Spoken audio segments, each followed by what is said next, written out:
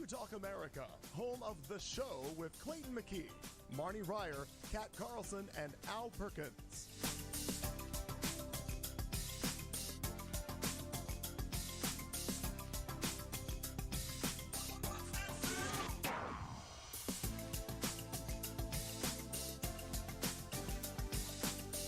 We will be starting tonight's broadcast at the top of the hour. By the way, we're a 3-hour show, so grab a beverage and get comfortable.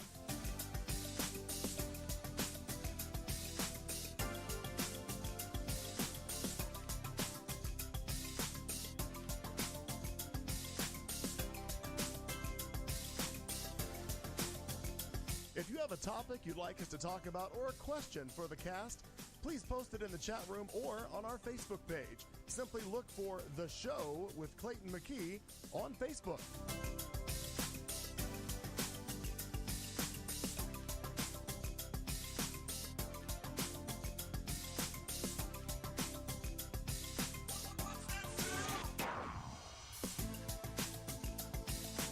We'll be starting the show in just a few minutes. We're just getting prepared, mixing cocktails and settling in for 3 hours of chat and some non-PC fun.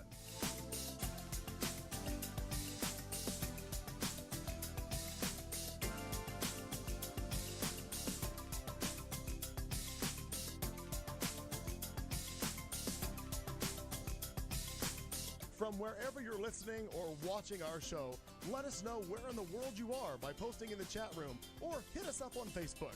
Just look up The Show with Clayton McKee.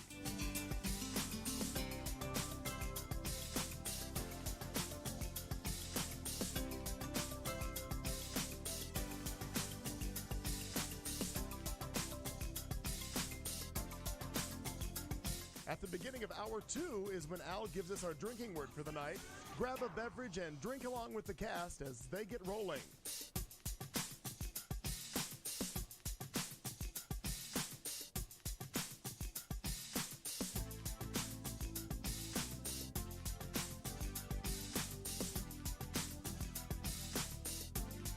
You found Q Talk America.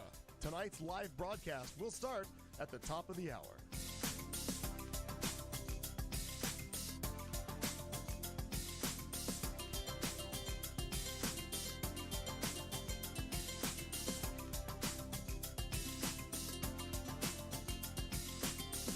We would tell you that this ain't your mom's radio station, but Clayton's mom listens every week.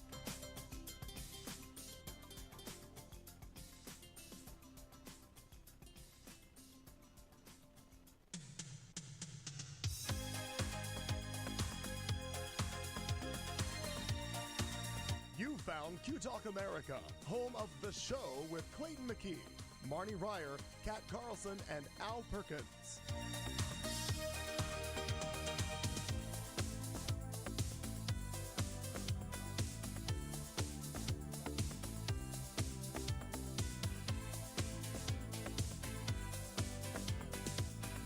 We will be starting tonight's broadcast at the top of the hour.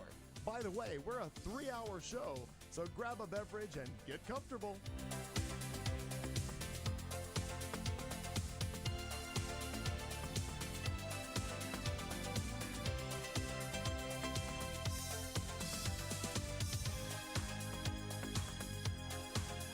If you have a topic you'd like us to talk about or a question for the cast, please post it in the chat room or on our Facebook page. Simply look for The Show with Clayton McKee on Facebook.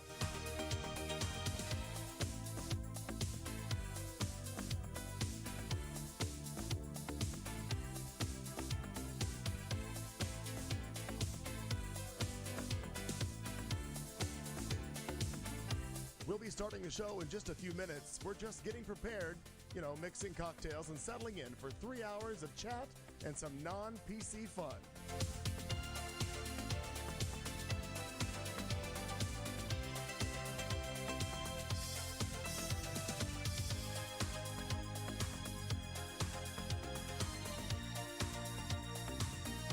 From wherever you're listening or watching our show, let us know where in the world you are by posting in the chat room or hit us up on Facebook. Just look up The Show with Clayton McKee.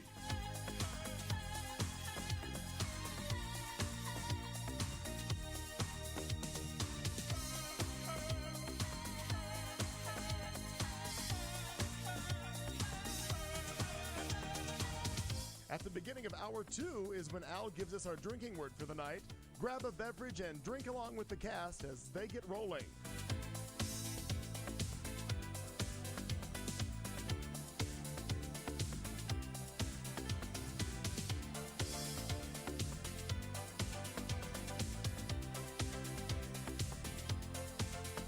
You found Q Talk America.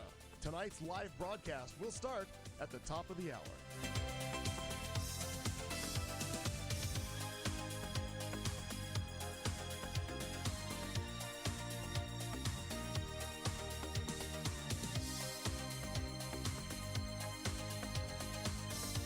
We would tell you that this ain't your mom's radio station, but Clayton's mom listens every week.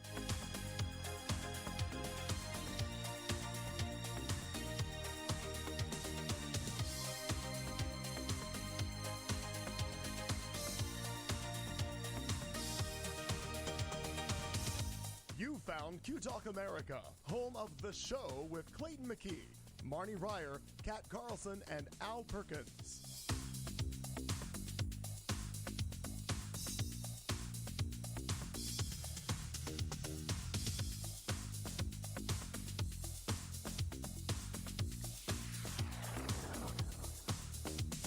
We will be starting tonight's broadcast at the top of the hour. By the way, we're a 3-hour show, so grab a beverage and get comfortable.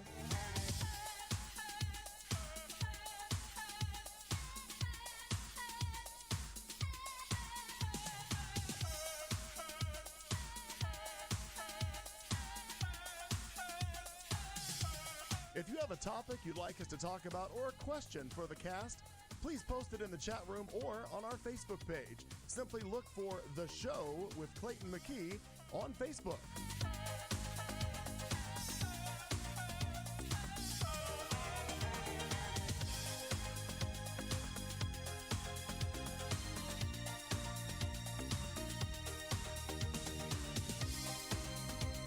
We'll be starting the show in just a few minutes. We're just getting prepared, mixing cocktails and settling in for 3 hours of chat and some non-PC fun.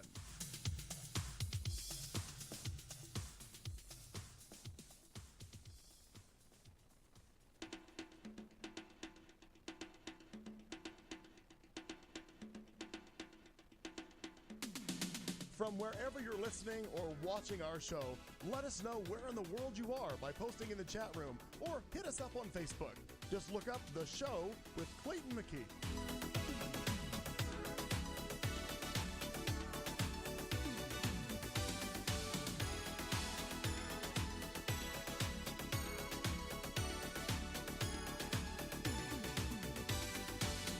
At the beginning of hour 2 is when Al gives us our drinking word for the night. Grab a beverage and drink along with the cast as they get rolling.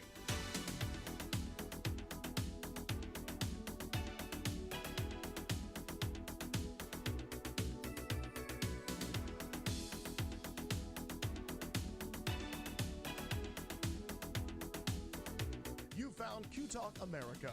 Tonight's live broadcast will start at the top of the hour.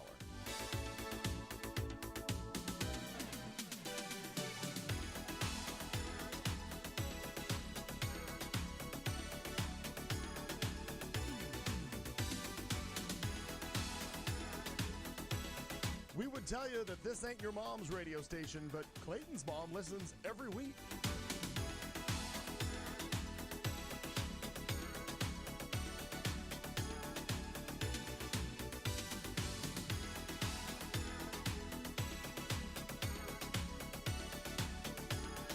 You found Q Talk America, home of The Show with Clayton McKee, Marnie Ryer, Kat Carlson, and Al Perkins.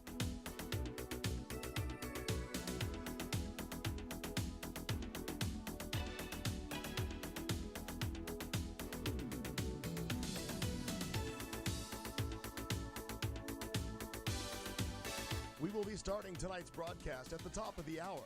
By the way, we're a 3-hour show, so grab a beverage and get comfortable.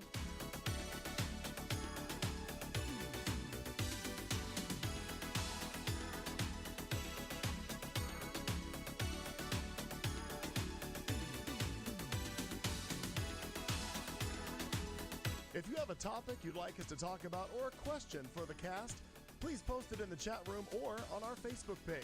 Simply look for The Show with Clayton McKee on Facebook.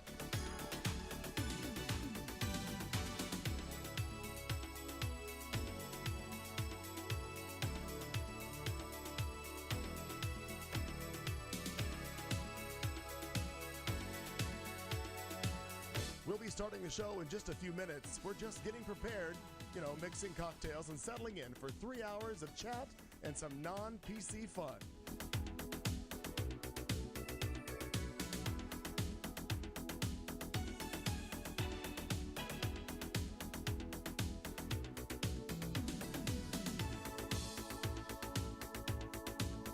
From wherever you're listening or watching our show, let us know where in the world you are by posting in the chat room or hit us up on Facebook. Just look up The Show with Clayton McKee.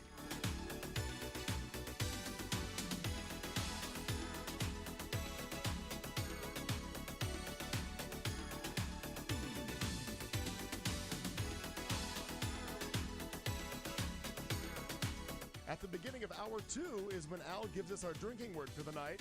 Grab a beverage and drink along with the cast as they get rolling.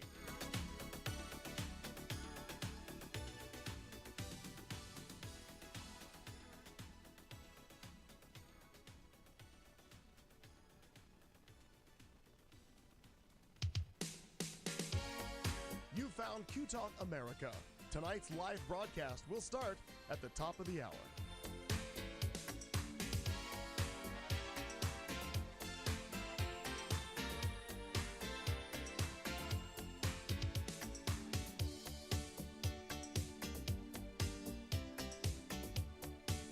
We would tell you that this ain't your mom's radio station, but Clayton's mom listens every week.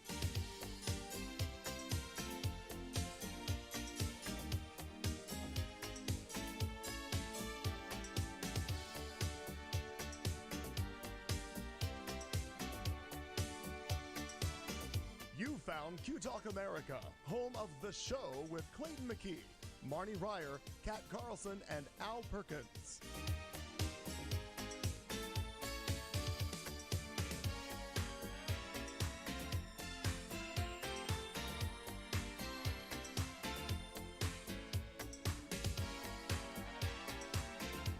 We will be starting tonight's broadcast at the top of the hour. By the way, we're a 3-hour show, so grab a beverage and get comfortable.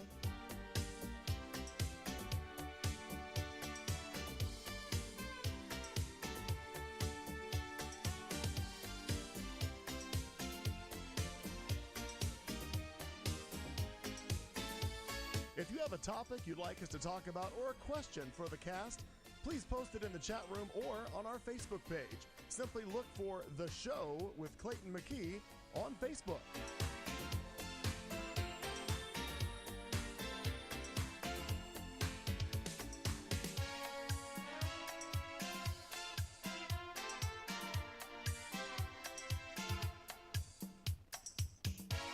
We'll be starting the show in just a few minutes. We're just getting prepared, mixing cocktails and settling in for 3 hours of chat and some non-PC fun.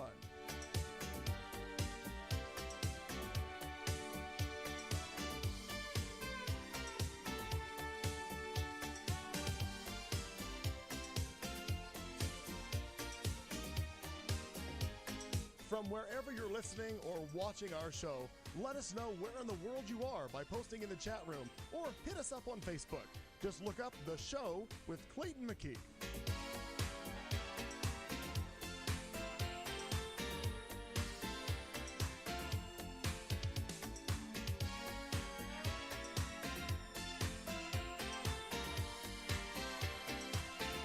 At the beginning of hour 2 is when Al gives us our drinking word for the night. Grab a beverage and drink along with the cast as they get rolling.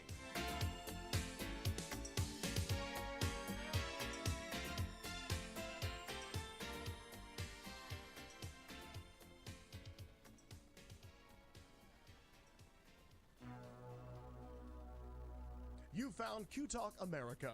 Tonight's live broadcast will start at the top of the hour.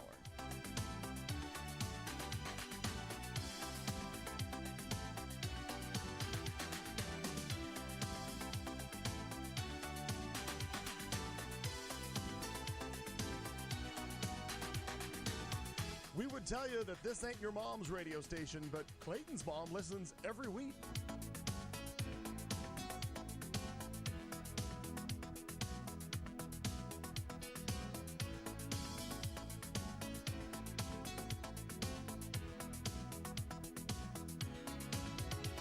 You found Q Talk America, home of The Show with Clayton McKee, Marnie Ryer, Kat Carlson, and Al Perkins.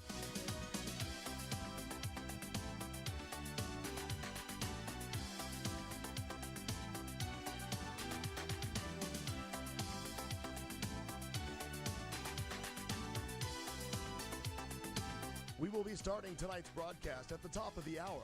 By the way, we're a 3-hour show, so grab a beverage and get comfortable.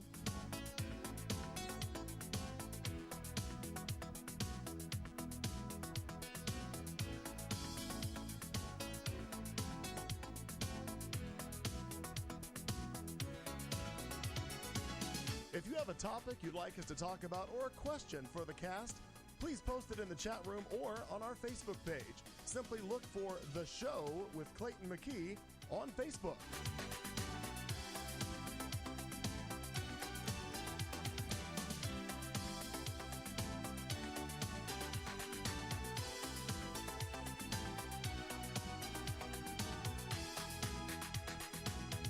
We'll be starting the show in just a few minutes. We're just getting prepared, mixing cocktails and settling in for 3 hours of chat and some non-PC fun.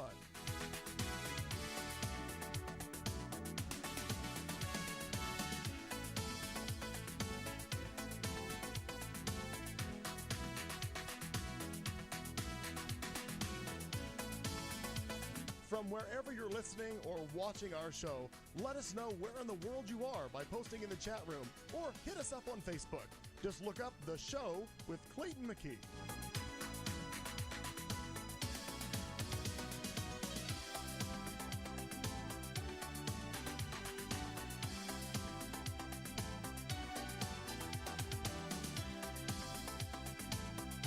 At the beginning of hour 2 is when Al gives us our drinking word for the night. Grab a beverage and drink along with the cast as they get rolling.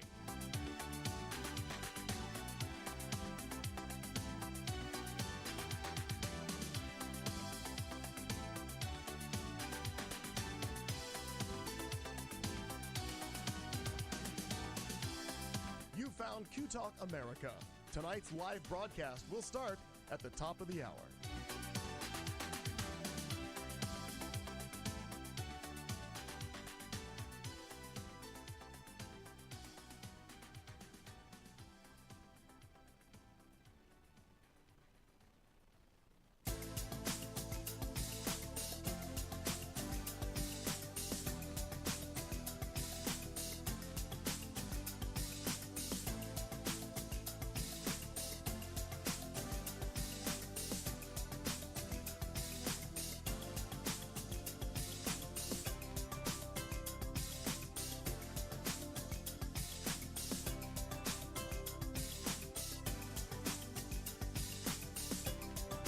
You found Q Talk America, home of The Show with Clayton McKee, Marnie Ryer, Kat Carlson, and Al Perkins.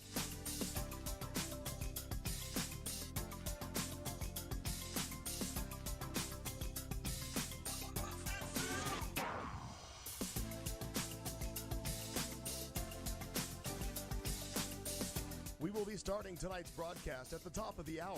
By the way, we're a 3-hour show, so grab a beverage and get comfortable.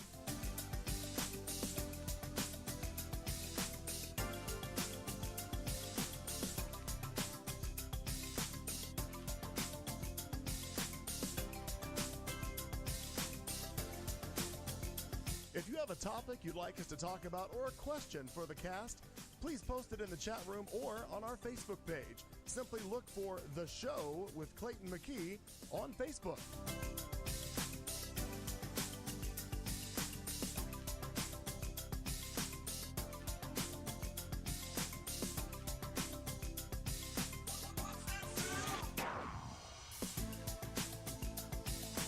We'll be starting the show in just a few minutes. We're just getting prepared, mixing cocktails and settling in for 3 hours of chat and some non-PC fun.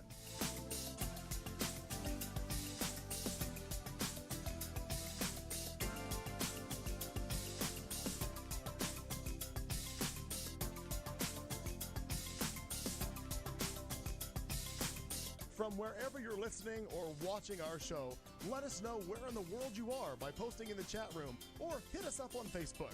Just look up The Show with Clayton McKee.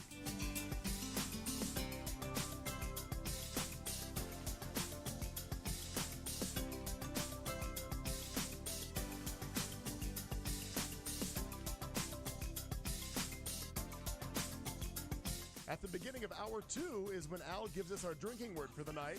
Grab a beverage and drink along with the cast as they get rolling.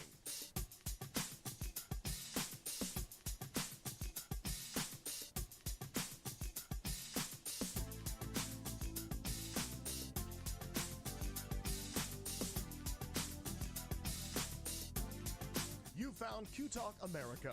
Tonight's live broadcast will start at the top of the hour.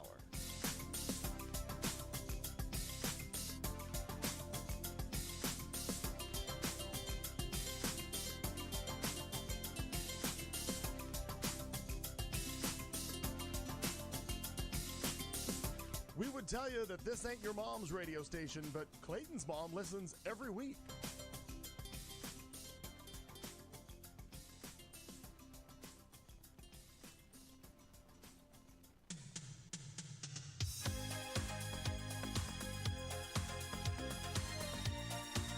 You found Q Talk America, home of The Show with Clayton McKee, Marnie Ryer, Kat Carlson, and Al Perkins.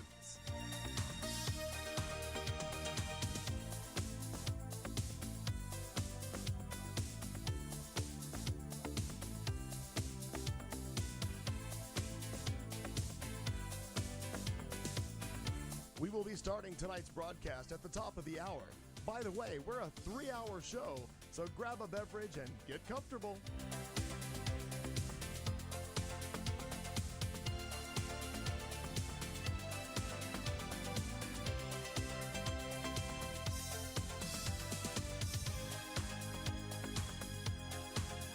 If you have a topic you'd like us to talk about or a question for the cast, please post it in the chat room or on our Facebook page. Simply look for The Show with Clayton McKee on Facebook.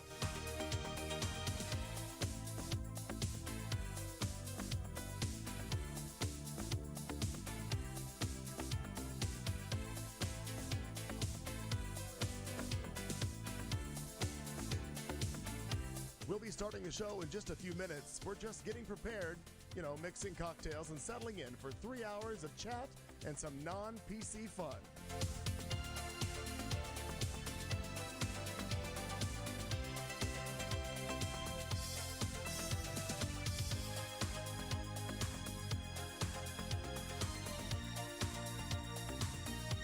From wherever you're listening or watching our show, let us know where in the world you are by posting in the chat room or hit us up on Facebook. Just look up The Show with Clayton McKee.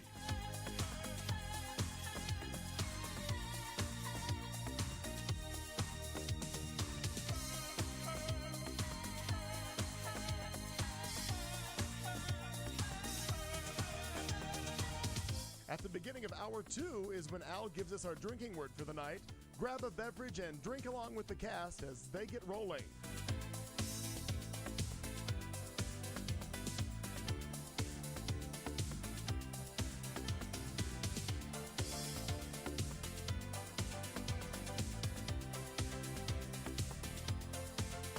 You found Q Talk America. Tonight's live broadcast will start at the top of the hour.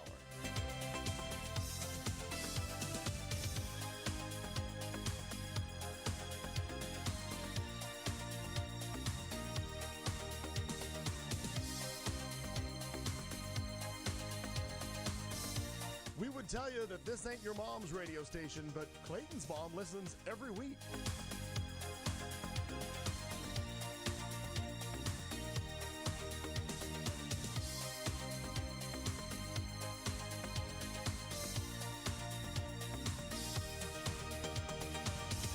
You found Q Talk America, home of The Show with Clayton McKee, Marnie Ryer, Kat Carlson, and Al Perkins.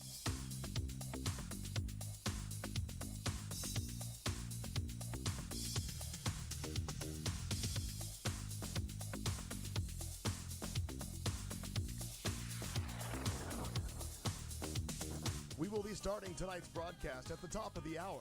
By the way, we're a 3-hour show, so grab a beverage and get comfortable.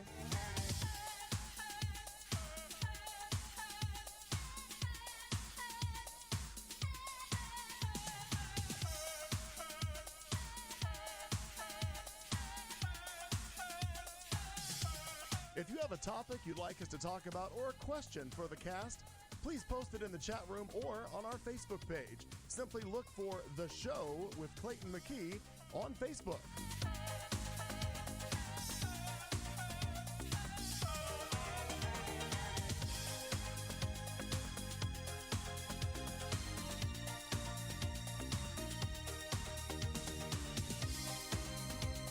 We'll be starting the show in just a few minutes. We're just getting prepared, mixing cocktails and settling in for 3 hours of chat and some non-PC fun.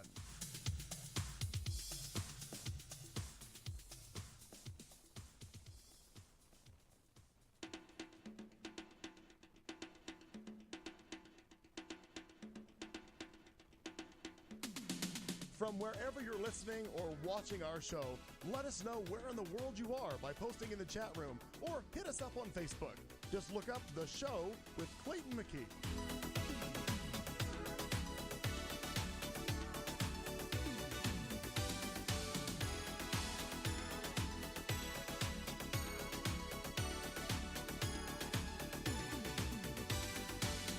At the beginning of hour 2 is when Al gives us our drinking word for the night.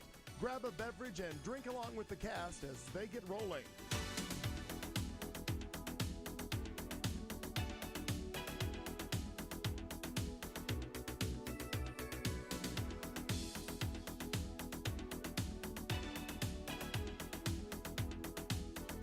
You found Q Talk America. Tonight's live broadcast will start at the top of the hour.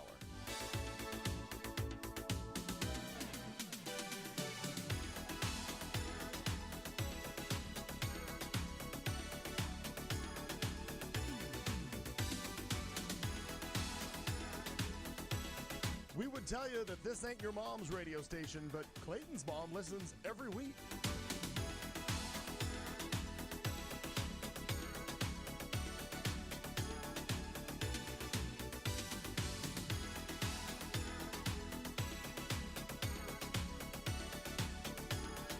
You found Q Talk America, home of The Show with Clayton McKee, Marnie Ryer, Kat Carlson, and Al Perkins.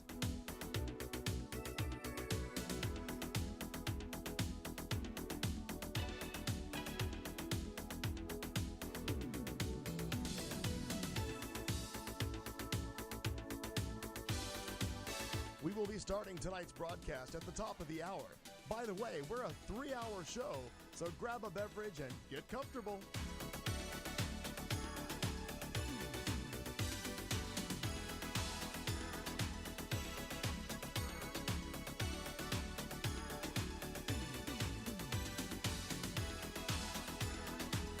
If you have a topic you'd like us to talk about or a question for the cast, please post it in the chat room or on our Facebook page. Simply look for The Show with Clayton McKee on Facebook.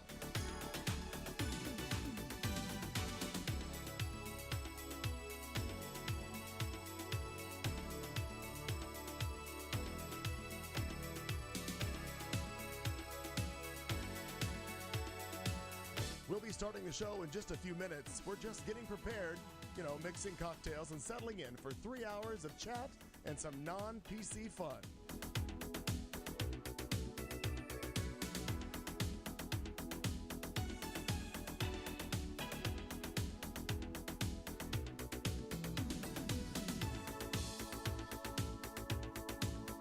From wherever you're listening or watching our show, let us know where in the world you are by posting in the chat room or hit us up on Facebook. Just look up The Show with Clayton McKee.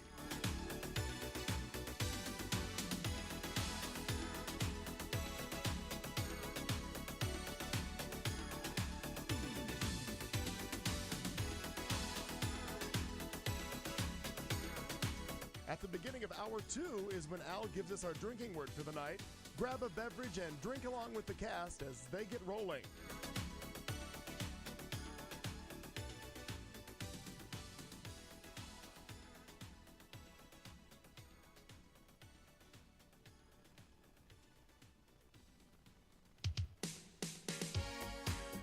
found Q Talk America. Tonight's live broadcast will start at the top of the hour.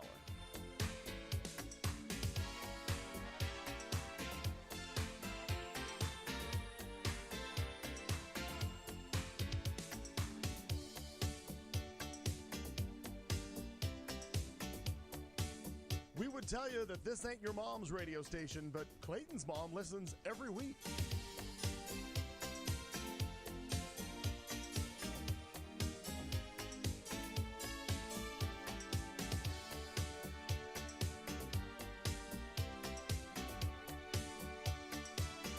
You found Q Talk America, home of The Show with Clayton McKee, Marnie Ryer, Kat Carlson, and Al Perkins.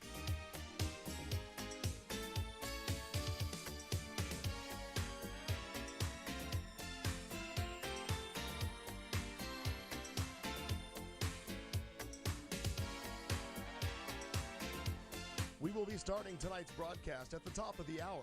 By the way, we're a 3-hour show, so grab a beverage and get comfortable.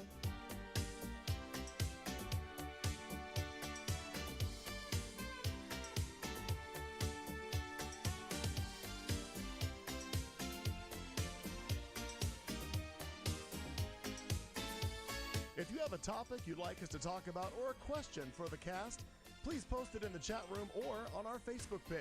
Simply look for The Show with Clayton McKee on Facebook.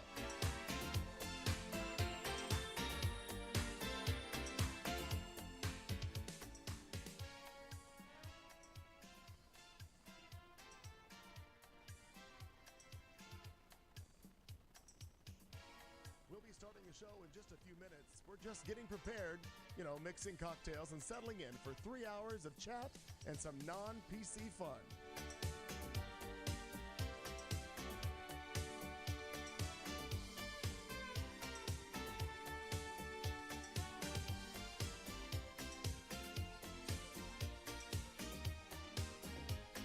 From wherever you're listening or watching our show, let us know where in the world you are by posting in the chat room or hit us up on Facebook. Just look up The Show with Clayton McKee.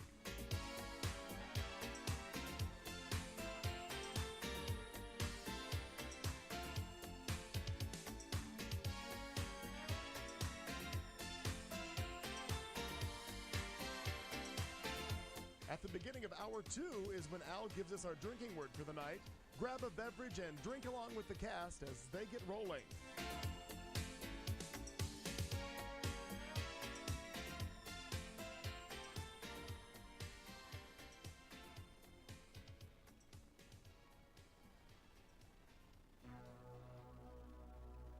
You found Q Talk America.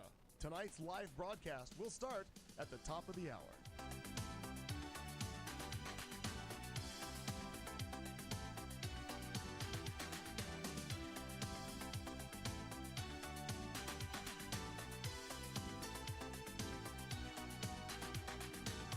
We would tell you that this ain't your mom's radio station, but Clayton's mom listens every week.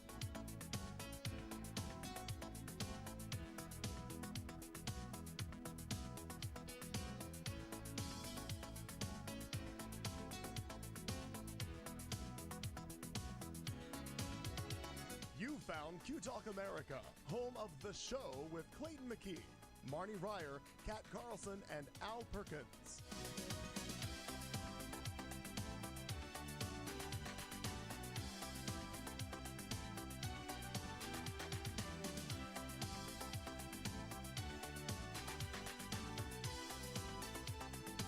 We will be starting tonight's broadcast at the top of the hour. By the way, we're a 3-hour show, so grab a beverage and get comfortable.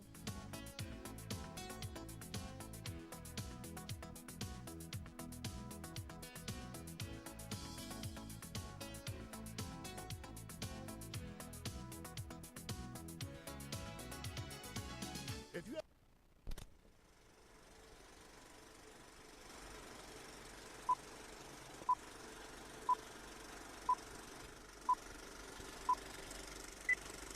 wherever you go,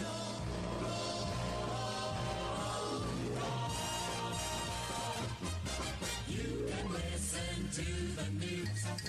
You can swing with the blues. wonderful station. Just take a lively companion wherever you go. Take a portable radio. Take a portable radio.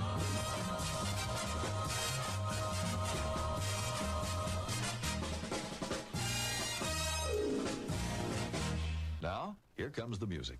Microsoft makes an update, and we have no audio coming from the laptop. Details. That's the way it goes. That's our first. We open with a technical. It's all right. Drink. My gosh, you want to get close to the microphone this time? No, I didn't know you were going to do the show differently than the rest of us. Hi, how are you? He's been gone for a while. You know, he's not sure. Forgot how microphones work. Thanks, Joe. I'm right on top of that audio source issue. Thank you. I figured everybody else realized it too. After seeing the false start of the show like 3 times, fuck it. Thank God I've got an audio backup. Anywho, hi everybody. Welcome to the show. Yes, the font is bigger in the chat room. I'm trying to see if I like that or not, but it's causing... He's trying to see if he can see it. It's well, there's that too, but it's causing Al to not be able to see the full screen on his iPad. Wait, so, is this a dig at me because I had a birthday? That's some bullshit. Fuck no, you guys. not it. No, it's a dig at myself because I'm 49 and I can't see that fucking screen as well as I'd like to. I was just when I renewed the chat room for earlier today, I was just looking at the options and I'm like, well, maybe we need a format change. Maybe we need this, that, and I'm like, oh, I never thought about making the font larger. I'm gonna make it about me. I think it's a dig on me. Okay. Yeah, there it is. Sorry. Take it as you will. Because this is 40. Is that what you posted? It is, yeah. So this is 40. It's apparently what it looks like. My gosh. I know. Who knew? Striking young man you are. It's what I posted on your picture. I like that. Youthful. Oh. Yes. Who would have known? I'll have to show you. I did that face app thing. You know how people are doing the thing on Facebook where they say, "Oh, would you date like the opposite gender The opposite of you?" right? Yeah, it made me a really good-looking guy. Is what it did. What I always think Like is, it put all the makeup and all the girl stuff on the one side, but it made me a really good-looking guy. I was There like, you go. wow. I just kind of think Look it's how funny handsome that I when am. you see, first of all, when you see Look at that go. people that you know are already in the drag, in the drag world, and it's the opposite. I'm like, well, first of all, you look absolutely nothing like that in drag. You're not nearly that pretty. Number one. Number two. Oops. The other Sorry, one I Barbara. think is interesting. I haven't seen her do it. Well, it's not natural makeup drag either. Oh no. No. But the other thing I think is interesting is like, would you, it says, would you date the opposite gender of yourself or something? And I'm like, every one of them looks like it's a sister or a brother. Like, why? No, was this done in Arkansas? Like, I don't understand. All the gay guys that look alike, that's always freaking. That really freaks me out. Between that and the fact when they dress alike, when couples wear the exact same thing. And they turn into Puerto Rican dance troops. Just No, here I have it handy. weird. I'm gonna send it to you right now. Oh, you did do. Okay, yeah. Send and we'll see if I saved the thing. how we can do this. How do I send it to you? CLAY. Yeah, the the traditional spelling. traditional spelling of my name. Yeah, well, however it works for you. There it is. There it comes. So in the chat room, random human. For those of you who don't realize, that's Al this week, because My name is taken. he can't log in the traditional way. You could have put Val. Oh, I probably could too, Val. But wait, there's still time. I feel like it's a new evening. Wow. You could be Alice. What is this you've done? I know. I just put my picture into the app thing, and that's what it spit back out. Show it to the people. Wow, I will. I'm so taken aback by it. I'm like, wow. Clayton is speechless by how handsome I am. But I realized what you've done is you've put the side by side pictures of the after in, right? Because Right. this, Oh, do you want the before picture? oh, I can know it send doesn't that to matter. you, No, I know it's quite all right. We know what you look like. I have the before picture. But I think handy you'll too, find though. What do you mean by before? So it has you feed in a photo of yourself. Like, so I'll send Clayton the source image here in just a second too. Yeah, let's do the source image first. I would Right. prefer that. So we'll start. We're doing this thing backwards. See more. Where are Sorry. my photos? So you put it in there, and then it somehow, and it does a pretty good job. Right. So it's a photo filter. So you feed it a source image, and then it puts. There's an algorithm where it decides that to make a more female face, it thins the lips and accents the cheekbones or whatever it does. Photos. All the things. I know all the things. Mm-hmm. Albums. And so for men, apparently, it's putting a beard on everyone to make it more masculine, which is kind of entertaining. Where? So put it on her. Right. So it guesses apparently at your gender, and then it goes, oh, look at this handsome young man. Look how nice he'd look with a beard. With a beard, or as Right. a woman. Okay. Could go. So share. Either way. Either way. All right, here comes the source. But it just cracks me up because it seems more like it's a it's like, oh, that could be your sister, it could be your brother. I'm like, well, why would you think of dating that person? It's just I weird. mean, all Right, the, somebody all the that gay looks like guys that from your look alike, family. always odd. Okay, so there's the image that I started with. Okay, gotcha. Let's Let's show the peoples. And let's show me. Right, Alice in the dark. hang on I'm a second. person. You're True. so yeah, many I'm gonna things. go with We verified that. yes. We performed all the tests. Human. Okay, so this is the source picture. This is what That's Kat the one that I Carlson fed into the program. started with Yeah. for that, and then it doing it 2 different times spit these images back to her. Oh, Jake Gyllenhaal, how are you? Yeah. Oh, You're right. and like kind of Tara Lipinski on the right a little bit. Kind of. Yeah, they always make me look a little Asian. A little bit, yeah. You little got a Asian, little always Leah a little Salonga Asian. meets Tara Lipinski. Right. From this Somewhere near a unitard. So from this striking My 40-year-old, heritage is actually fairly Scandinavian, but I mean, yeah, look at that. Oh yeah, there it is. they gave you all the things There- on the I left know. there. I know, that's what I said. I was like, well, gosh, if I Right. looked like that. Well, hello, what sir. a handsome young man I would be. Or ma'am, however you identify. So there it is. That's funny There it stuff is. there. Well, welcome, whoever you are this week. It doesn't make any difference. We have to see what Al would look like. I have not done it because I didn't really care. Right. We can do that. Then maybe we can do it. Maybe we'll figure it out later. We'll do all that. You know, sometimes it's late at night and I'm just on my phone and not quite sleepy yet, and the dumbest shit happens. Yeah. That's what happens. The dumbest shit happens. Before we get too much further into the show, obviously you see I've got the Q-Talk logo over where Marnie normally sits because we know now she is not coming. We found that out sometime earlier. Doug Wilkie had a previous engagement with ASU tonight, so he couldn't attend with us either. So it's just the three of us pulling all the duties that we have to tonight. Be Sorry all right. about your luck. Yeah. Too bad for you. Too bad. Did you guys happen to notice the retaliatory garden lighting I installed? Did As I I- ever? yeah. My God. I'm not quite sure how I would miss it. It almost knocked me over. Well, neither honestly, of you like- said anything, and I thought for sure when you Oh, walked I in. thought the screams were enough. Honestly, I was so stunned by it. I wasn't sure Yeah. how to react or The what neighbors to do. are I all a just- little bit stunned too, but I'm like, I don't give a shit. No. I was with you on Friday evening at the Cobalt. It's true. Enjoying a nice beverage, and people were singing and enjoying their life. And all of a sudden, I get an alert on my phone that there was activity in my carport. And usually, And he ran out It's of a the bar. cat. Half of a Crown and Diet still sitting on the bar. Ran out, like literally ran. And I was like, And you is your mom on fire? Are you okay? Like, all right. well, I just said I'd be back, and I walked out of the bar and like ran and left. And then I would do like an hour and a half later, I come back. It was quite some time, yeah. And I walk in, and she's like, "You okay?"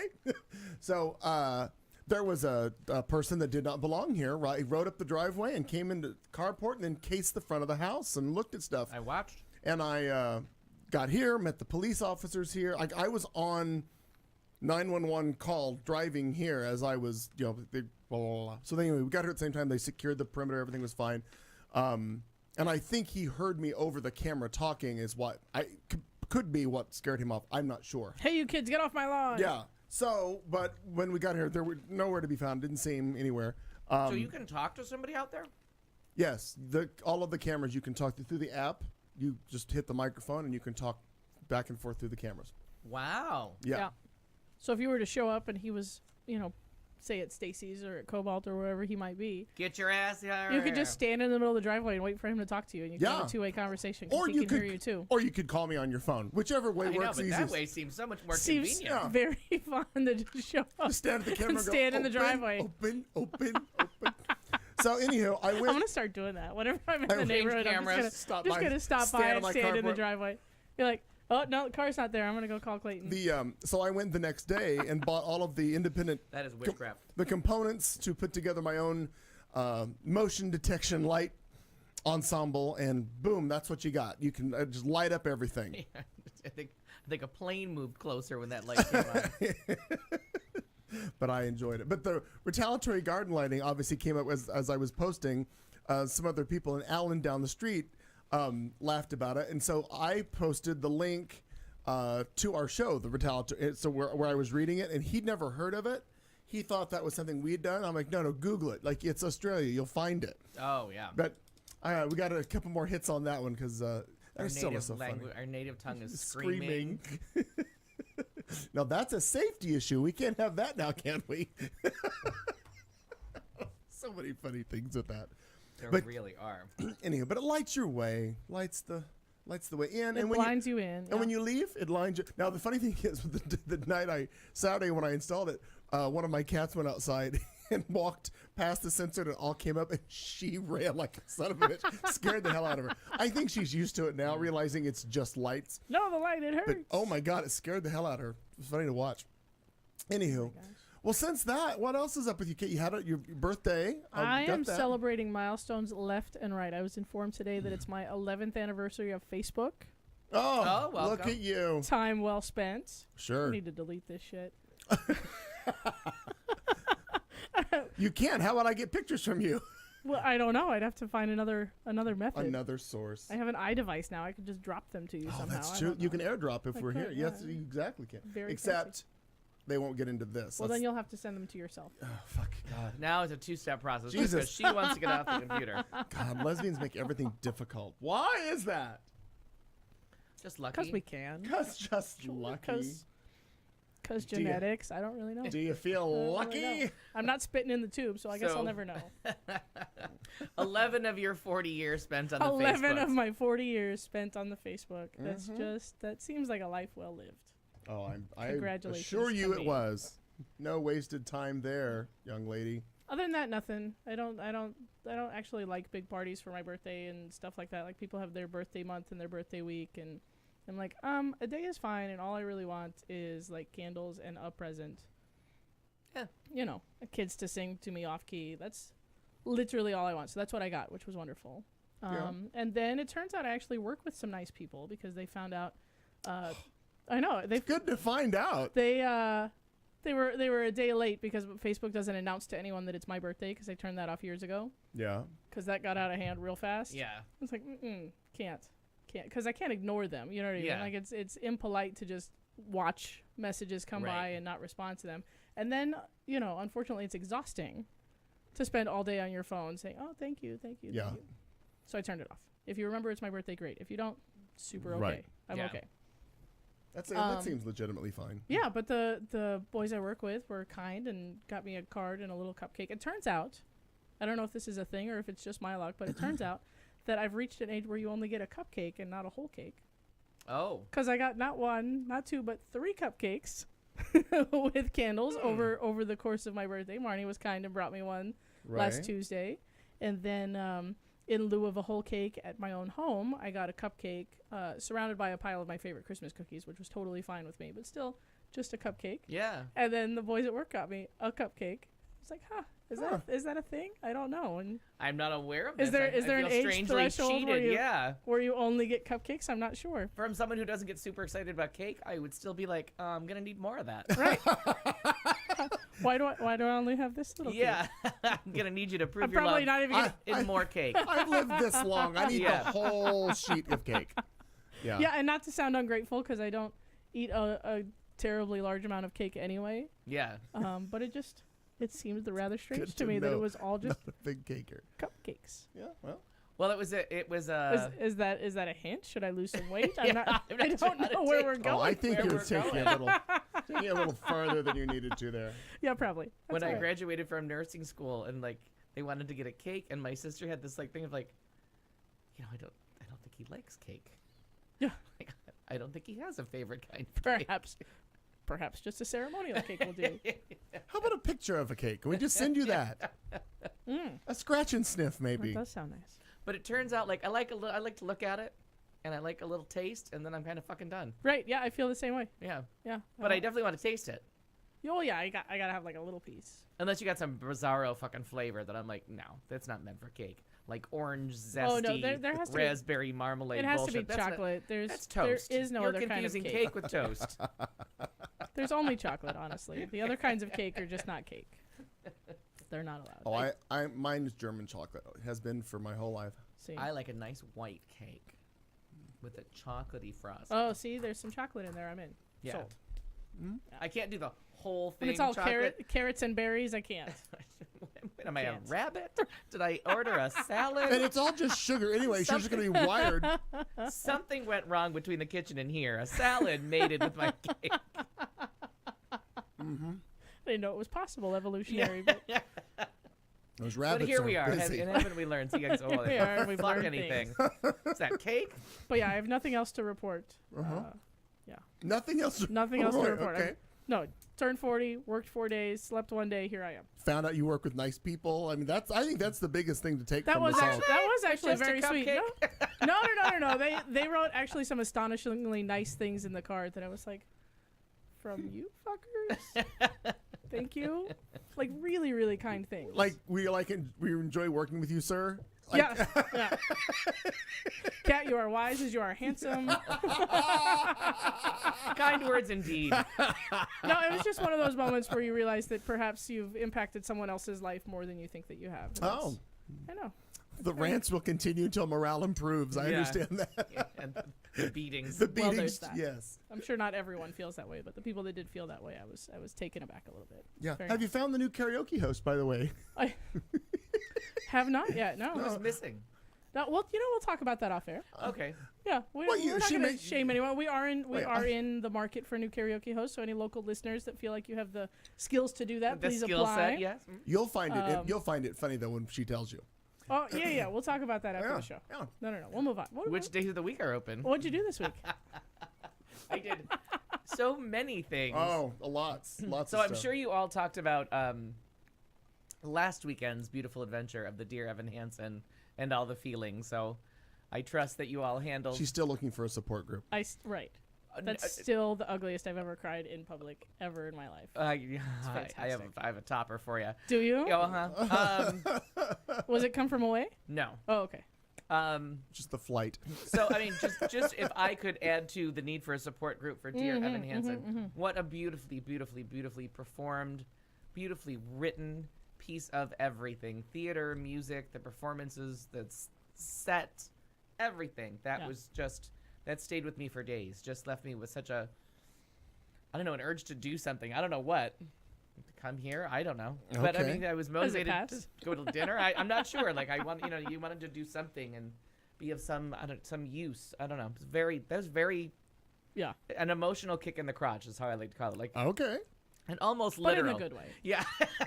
Oh, Almost literal. thank you, sir. May I have another kind of thing? Sure. Okay. Yeah, that's what you're into. Sure. And there's an urge to see that again for like maybe some of the performances that you missed while you were crying, sobbing, real. consoling a neighbor, watching someone run out in terror That from poor guy. that poor I hope man. he's okay. That clearly had something go on in his life that he just reached a point in that show where he couldn't watch it anymore, and he Oh. just got up and left. Yeah, cried through clearly, the clearly he had matched been me through sniffle something. for sniffle through the whole first act, and then got up and left.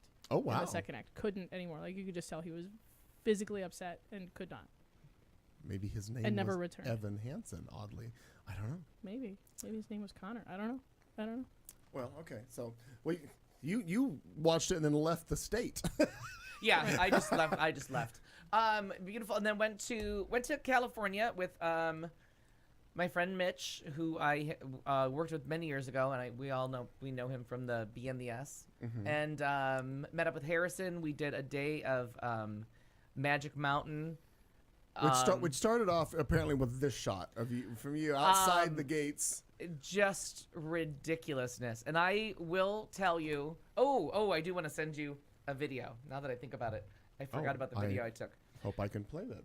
Okay. So We'll find out. Won't we?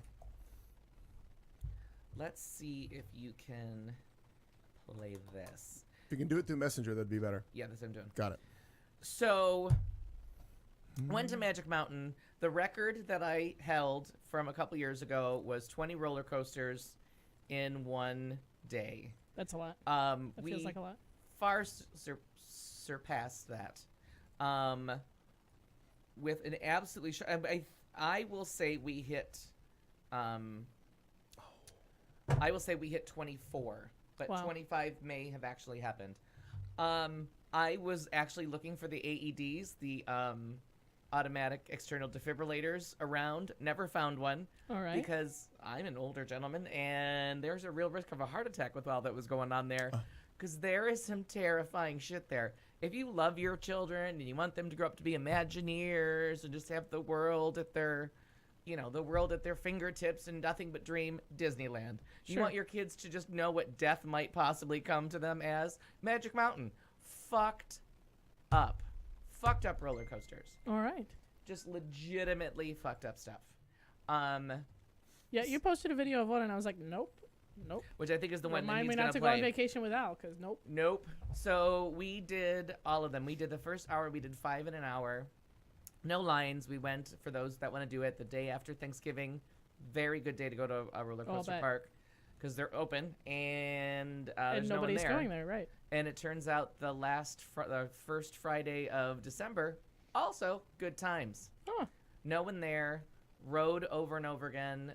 They have the X2, which I know I've talked about riding on the X, the new and improved X2. The car can spin 360 degrees this Nope. way Nope. and 180 degrees this way, and you go up on your back. Nope. So you're not like going up a roller coaster like this. You're laying on your back going Feet that first or head? And then- okay, head first. so you go head first. Remember, your car can flip all the way around.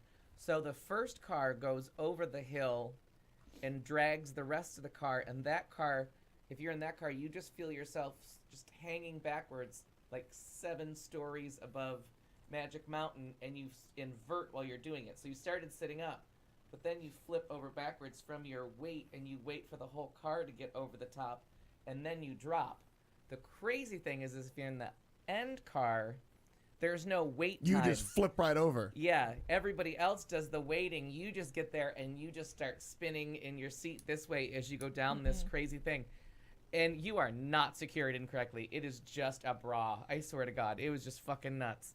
That's and a then they recipe for my own vomit on the back of my own head. Like, that's And not then a- there's Or one on somebody else's head. Well, I'm probably guessing. too, but the skill that it takes to get vomit on the back of your own head. That's what lot. that's going to do for me. Yeah, that's the kind of angles that you're at.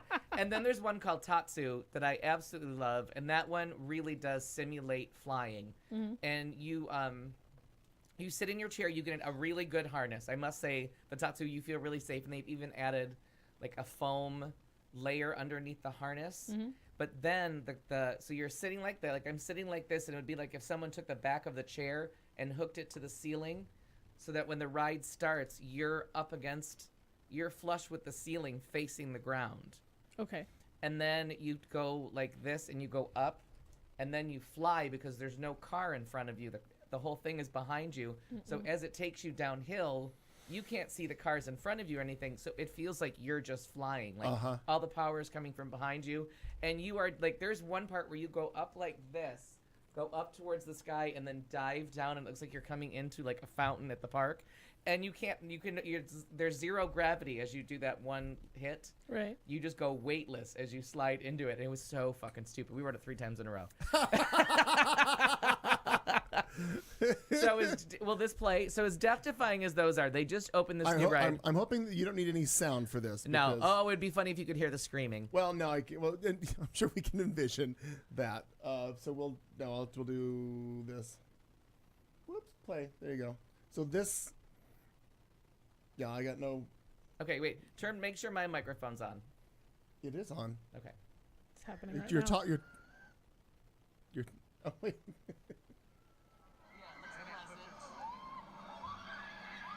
The people screaming as they go by. Yeah.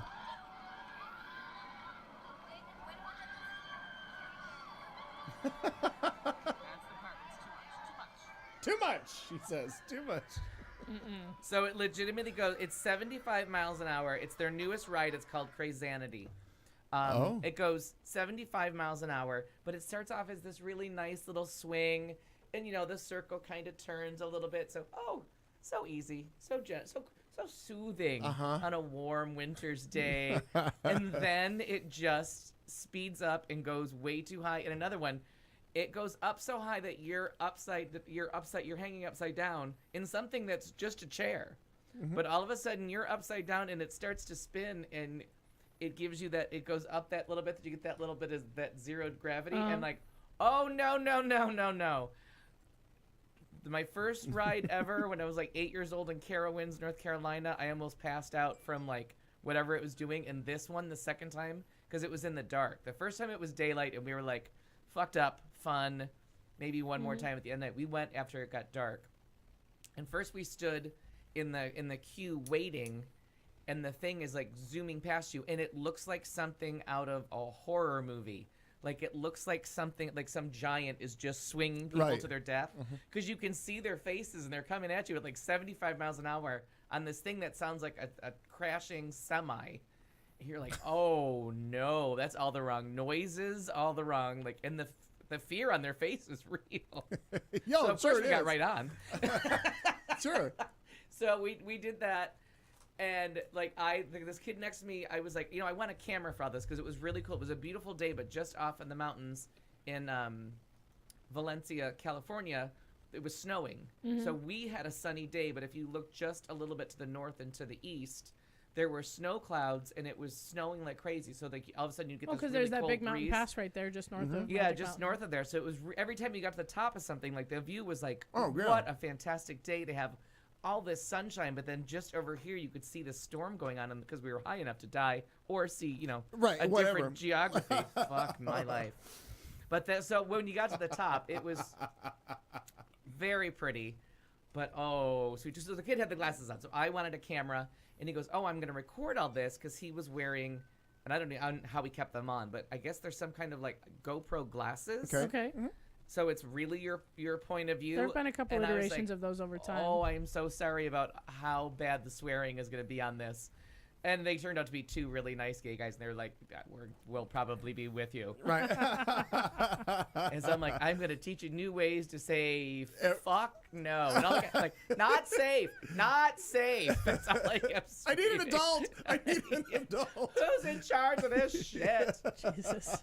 So it was a lot of fun, but we were absolutely finished.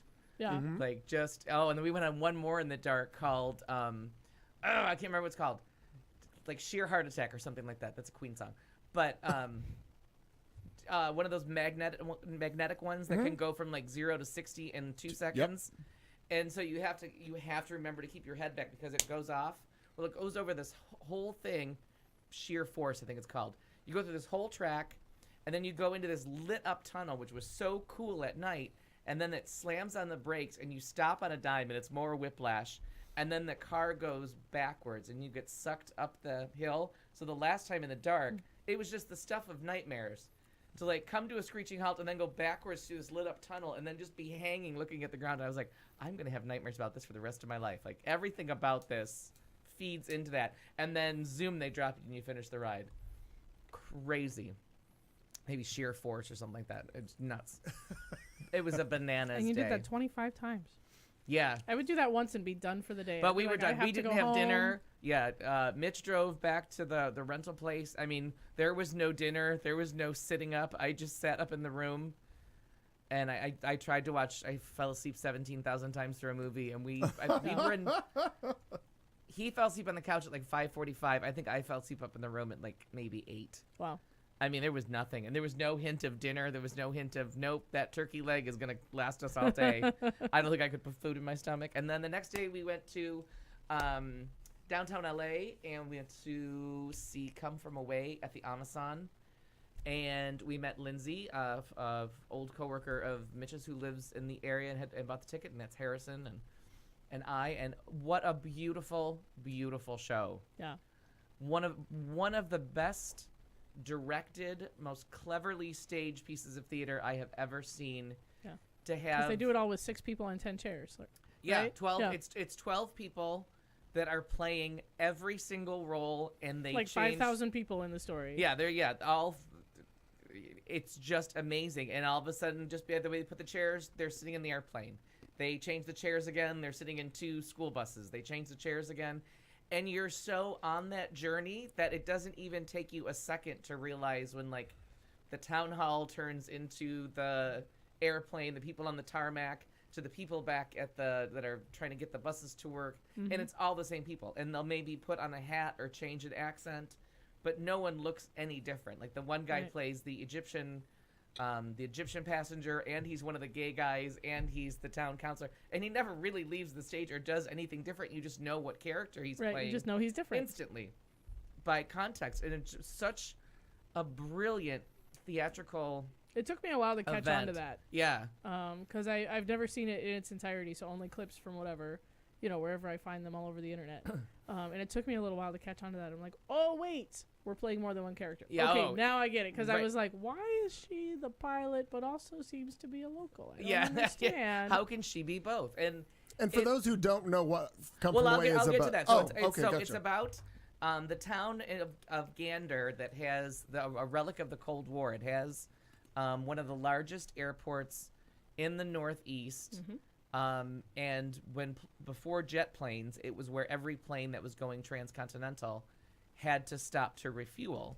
And then with the Gander's advent in Newfoundland. and with the advent of jets, it was no longer necessary, and it just sits there obsolete until 9/11 when they grounded all the planes. So everyone coming into U.S. airspace was stopped and diverted to this tiny town of Gander that had a population of 9,000, and 7,000 passengers and crew arrive. Yep. And this wonderful, wonderful town opens up their doors, their hearts, their wallets, their lives, and just takes these people in a story that's just constantly got you on the ringer of a point of view that I don't think has ever been told before, of people that were stuck on tarmacs and stuck in planes for 28 hours with no information and didn't know Right. 'Cause what was going on. Nobody had knew no anything, and source of people that did know information. something weren't telling anybody.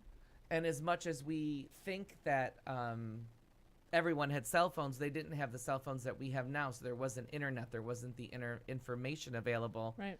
And there was some things being broadcast by the BBC over the airplane radio that the pilots had heard. But other than that, people didn't know anything. And it was told so touchingly from the point of view of these people and how lost they were, and what do you do? And the languages, which I never thought of, because the book that I read called The Day the World Came to Town doesn't talk too much about the language barrier. This one gets into it somewhat, but how many translators they needed Sure. in such a small town, and somebody needing a kosher meal when there's no Jewish people there, and all the different things that came together in this tiny little rock. Oh, and the music was beautifully done. Yeah. And very energetic, had a very Irish, Celtic feel to it. Very, and the band has 2 big solo numbers. Yeah. And just when you're kind of got your emotion in check, and you can't help but give these people the standing ovation of their lives because it was genius. And then the band comes out and plays you out. I mean, but no one left. So in the music that you're supposed to be leaving to, everyone stood there and just watched because it. you needed it. It was healing at that point. Sure. That was rough. When that comes, you must go see it. When that comes to an area near you or near here, you have to go. It was genius. Yeah, I first ran across their song "Welcome to the Rock," and it was in a YouTube video, but it wasn't anything staged. It was just them in the studio, and I'm like, what is this? What? Yeah, what you do? Yeah, YouTube fed it to me, and of course I watched it, and I went, oh, what is this? I have to have this. What I have to know more about this, and then digging and found out it's all based on a true story, and the pilot's a real life woman, and they've had her on The View, and they've had her on Oprah, and all kinds of places you can go find footage of Barbara. Her name's Barbara something. Barbara something, yeah. But you can go find footage of the actress who originated the role with the pilot, with this woman who still exists and still is alive and yeah, and doing they took it from the 2011 10th anniversary, and it was done through Canadian a Canadian film theater workshop group that helped them put it together, but just beautifully done. This might be hard for people to see on it where it is, but that's where the red dot in the center of the screen is where that Gander International Airport is. And It's virtually on the edge, the edge of the world. right. So yeah, I can see as you're coming from Ireland, the UK, Spain, all that, I can see where you have to stop there to refuel to continue on to get to anything because else. to cut miles off, you always go up. You go up north and cut the earth that way and come down. It's higher. Huh, interesting. Yeah, I didn't and being- realize where it was being either. familiar with the show and how geography works. When we hit that awful turbulence that pretty much took our plane out of the air, I was looking at the map and showed where we were. I'm like, there's an airport at Gander. You can land this motherfucker. We are Yeah. still over North America. well, and it's such an outdated airport, and planes and air travel had changed so much since it was in heavy use. almost didn't get the planes off the ground because they were sinking into the asphalt. Like they stayed there long enough that they they almost had planes trapped there. Some of the planes they were worried couldn't land on their runway because it wasn't long enough for the larger planes. Like it was a big logistical nightmare at the time too. Yeah, the 747 But they had no other sunk, Yeah. Wow. and they had to tow it out, make sure it worked. And get So it the they hell out started of there. flying on Friday, but some people didn't get out till well into Saturday because of how bad it was. And then they only, no one went back to where they were going. They just went to the next airport. Right.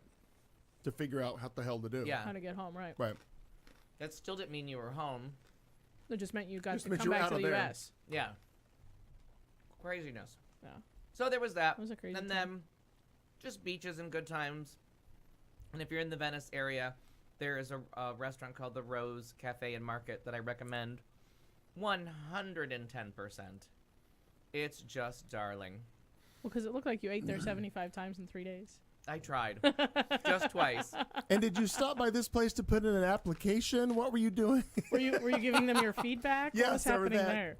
there? We just happened to be walking around downtown Tell LA. the listener-only people what we're looking at. Listener-only people, we are looking at the offices of the Hollywood Foreign Press Association, HFPA, also known as the Golden Globe Awards. And everybody always says, I don't really know who the HFPA is. I don't know where they are. I found them. They're in downtown Were LA. they hiding from you? Had they been hiding? We were in West Hollywood the one day, so they might have been in West Hollywood. Let me Okay. see if the phone tagged it. Or if I saved it. Never know. I was very excited about that, though. And it's just funny because of all the comments about how nobody knows where they are and all that shit. They were hiding in They're plain sight the on whole time. 646 North Robertson in Hollywood. In West Hollywood. So, yeah, Yeah. they're just down from... We were on a little walk to sober up from our Sunday fun day in West Hollywood. Shocking. Like you do. Sundays are for drinking. Let's just... Not everybody can drink like I do. You said that. When you sent me that text, you have to, what is it? You have to test drink with people before you travel with them. Oh, yeah. You gotta do a test drive with that car. Did somebody fail? No, not fail. We just... Just faltered a little bit? We Couldn't aborted keep mission. up with her. Surprising. Surprising. That's all. Just couldn't keep The up with hollow him. leg. Well, Some So it was a fun weekend. Just got back a couple hours ago, so... Yeah, you flew in like, Welcome what, at home. 5 this afternoon, 4 this afternoon? Yep, had to be done. Nice Perfectly little timed. Get away, and it was Mitch's good idea while in your presence to go see this. Mhm. He was the one that knew it was sitting there, so thanks to him for finding it, and There, look at that. You see what I do? I bring people you together. bring people together, bring people I in inspire theater. people to go see theater. And Clayton, you, besides your retaliatory garden lighting? Not a hell of a lot else. Over the past week, though, my back has been out and bugging me, so I was a little lighter. We're not lifting and doing near as much as normal, but I think we're on the road to recovery now with all of that. So Very good. getting older, it's a bitch. It's not for sissies. I know, and I've decided that I'm gonna let younger people lift shit because I'm not doing it anymore. No, that's fair. Yeah, let them do it Smart. because I am not Delegate. built You should for it. delegate. Yeah, I'm gonna be a manager of unloading and loading stuff. You do that. You do that. You do that. Seems to work out well. Then I had dinner with Mom last night. Now, I meant to get a picture, but I'll have to. And I know you haven't seen it because you've been traveling, unless you watched it last night for some reason. Had dinner at Mom's last night, and the annual CMA Country Music Awards holiday special that Reba McEntire hosts was on it. And I said to Mom last night, I wonder. Didn't they give that to Carrie Underwood for a couple of years? That's CMT. She does Oh, no okay. country. Yeah, she does the actual Country Music Awards. Oh, okay. Well, no, she does a holiday special too, because I have like show tune bullshit clips from it. Oh. Anyway, Oh. move on. But Reba's there and all that. And I thought for sure you would have something to say about the style The and man the in look, drag, the yeah. man in drag, exactly. But I forgot to snag know. pictures from that. But she looked fantastic. She Nobody knew last week. We talked about the Kennedy Center honors, and I had wondered aloud if it was the first time a drag queen had ever been honored. looked Cher or Reba, either one. Yeah. I don't Yeah. think Cher's been honored yet, though. She was this year. Yeah. Cher and Reba and Hamilton. And Oh, it's coming. Yes, Yeah. I'm yes. saying, I have never seen a Cher tribute yet. No, it's coming. And I'm very curious to see how this all There are comes clips together. and sneak peeks online if you go look really hard. for 'em. Oh, okay. Very Yeah. cool.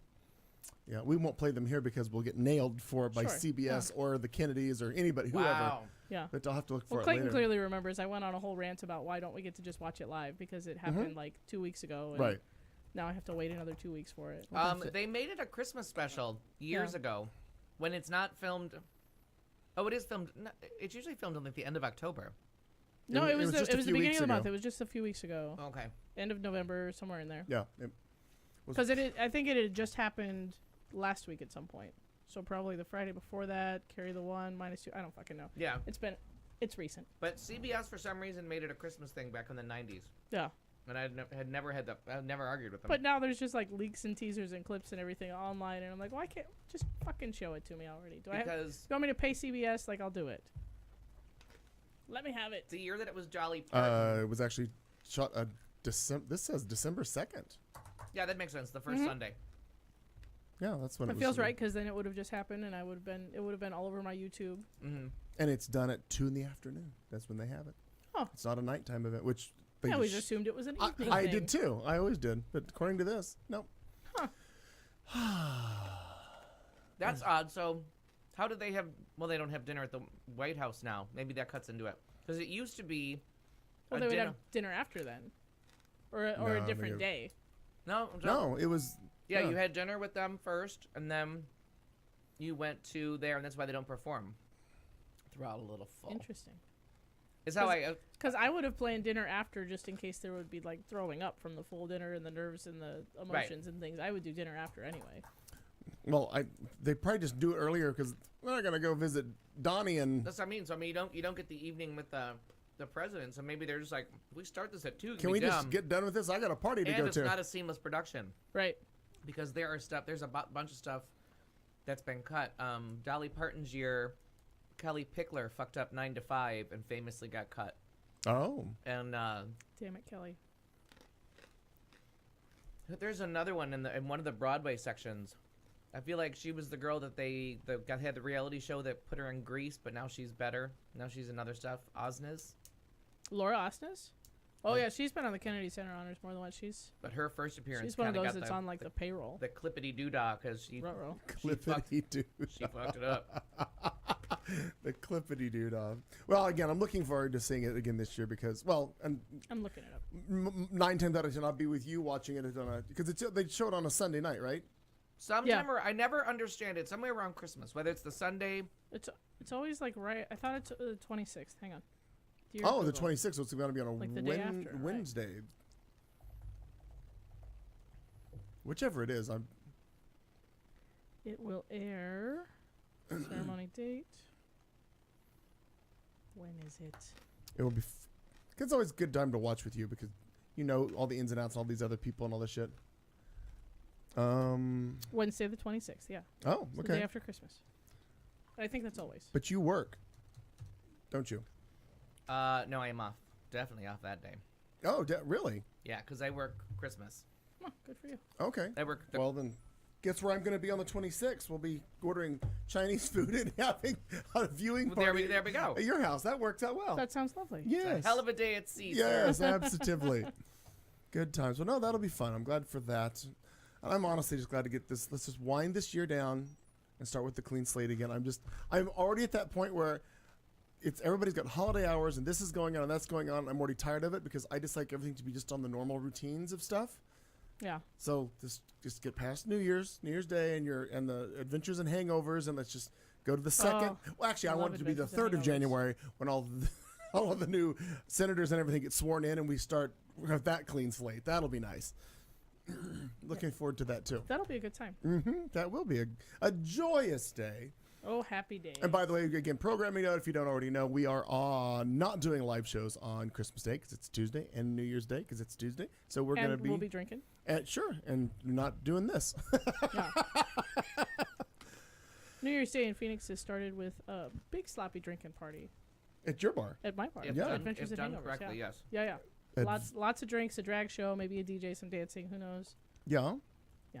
I think so. We open the bar at 8:00 in the morning. I'm trying to recall if I've ever done an Adventures in Hangovers. Have you never come to Hangovers? I don't think I have. Oh my gosh. It I don't know. gets messy.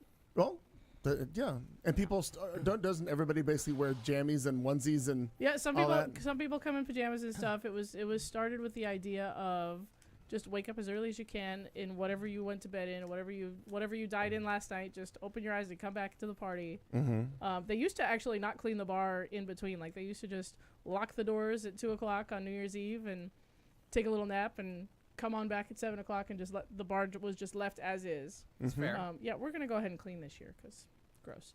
Well, it's a new bar. We started that some years ago though. Yeah. But yeah, we start with a little breakfast. We'll feed you some mimosas and coffee and eggs or whatever it is that we've catered in.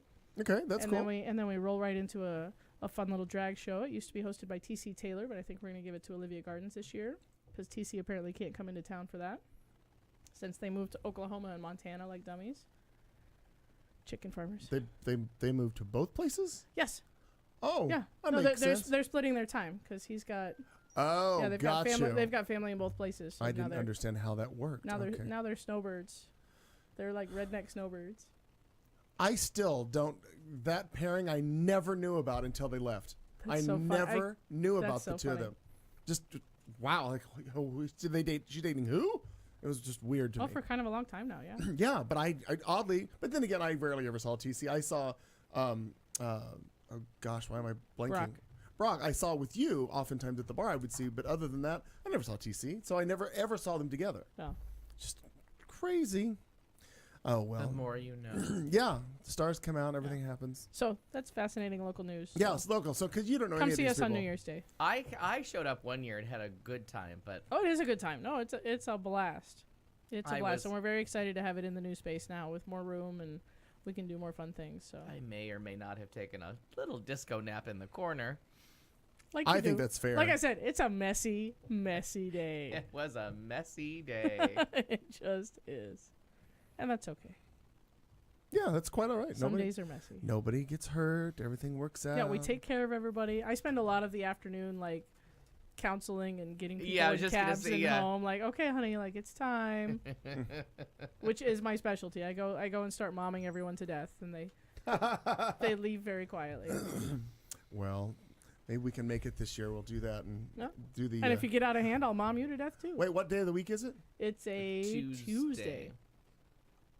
Yeah, I'll have to come later. January 1st. Right, no, but I'll have to come later because that is my day to clean the bar. So I'll have to, because I'm bringing in all the New Year's at Stacy's Sure. on stage to keep him from doing it. So we're doing that, and then I'll have to turn around, come back clean, and then I'll come visit you. Perfect. But that's fine. Everybody will be 10, 15 drinks ahead of me. There'll be half in the bag and a good time to watch. That's fine and dandy. Good news. I don't know. Does anybody have an obsession they want to talk about or no? Not especially. Okay, then let's do this. We will do our little headline segment. You didn't ask if I had headlines. Well, I did. You know the way the show flow goes. I figured you'd know that. Well, guess what? Nuns need money too. Elf on the Shelf. Wait till you see what the seal has. Florida woman pulls a knife. Volunteer stand-in for mom. Snitches get stitches or $86,000. Yeah, I guess you're gonna sing your way through this.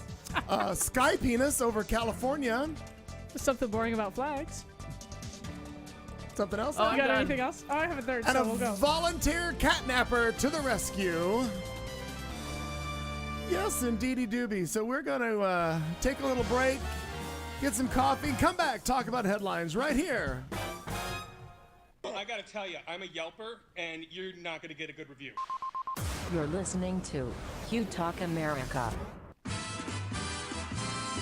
Educates, syncopates, radio communicates, radio, the sound of year-round pleasure.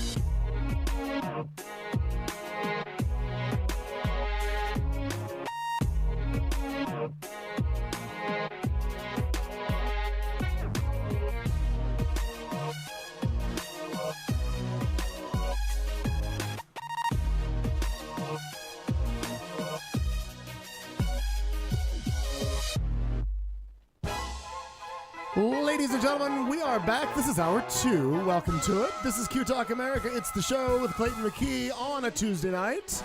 Woo, glad you're along with us. Tonight in the studio, I've got Kat Carlson. What is that libation you're pouring there? A little beer? Beer. Al Perkins is sitting over there with coffee and wine. Uh-huh. And nuts. And your corn nuts still doing good? Got it. Actually, may I have some of those wasabis? Uh-huh. Those are good still. Lovely. And Well, we seal everything tight for freshness. Oh. These were delicious, too, if I remember correctly. sweet. Oh, the sweet. Yes, they were. Lovely. If you have any food suggestions, please send those to us too. We'd like to do it. As long as we don't have to cook it. If you would Yeah. like to mail us some snacks, Yeah. send us a that. private message. We'll send you an address. Okay, here we go. 2 longtime nuns at St. James Catholic School in Torrance, California, allegedly embezzled as much as $500,000 I saw this. in tuition, fees, and donations, according to the Archdiocese of Los Angeles. It is believed the nuns used that money to spend on travel and gambling at casinos over the years. The figure represents only what auditors have been able to trace in 6 years of bank records and might not include other cash transactions. Officials from the Archdiocese of Los Angeles told this information to parents and alumni of the school. The school said the nuns, Sister Mary Kruper and Sister Lana Chang, admitted to stealing the money. Kruper is the former principal who had been at the school for 29 years. Coincidentally, she retired earlier this year, and Chang was an 8th grade teacher for 20 years. She too retired this year. The theft was uncovered during a recent audit. Quote, this matter came to our attention during financial reviews in connection with the change in leadership at our school. Other staff persons were not implicated or responsible, according to the parish's pastor, which said in that statement. The nuns' order, which is called the Sisters of St. Joseph of Carondelet, I believe, said the nuns are cooperating and intend to pay back all the money in full. At first, the school said it didn't want to pursue criminal proceedings, but now the Archdiocese tells ABC News the investigation has deepened, and they are considering making it a criminal case. So these are the 2 ladies who took off with the money. Crafty bitches. And one of them is trying to hide blush somewhere. So I don't know that or it was Rosacea. rosacea. Yeah. Right. She may have been drinking. Maybe it was drinking money. Who knows what they're doing?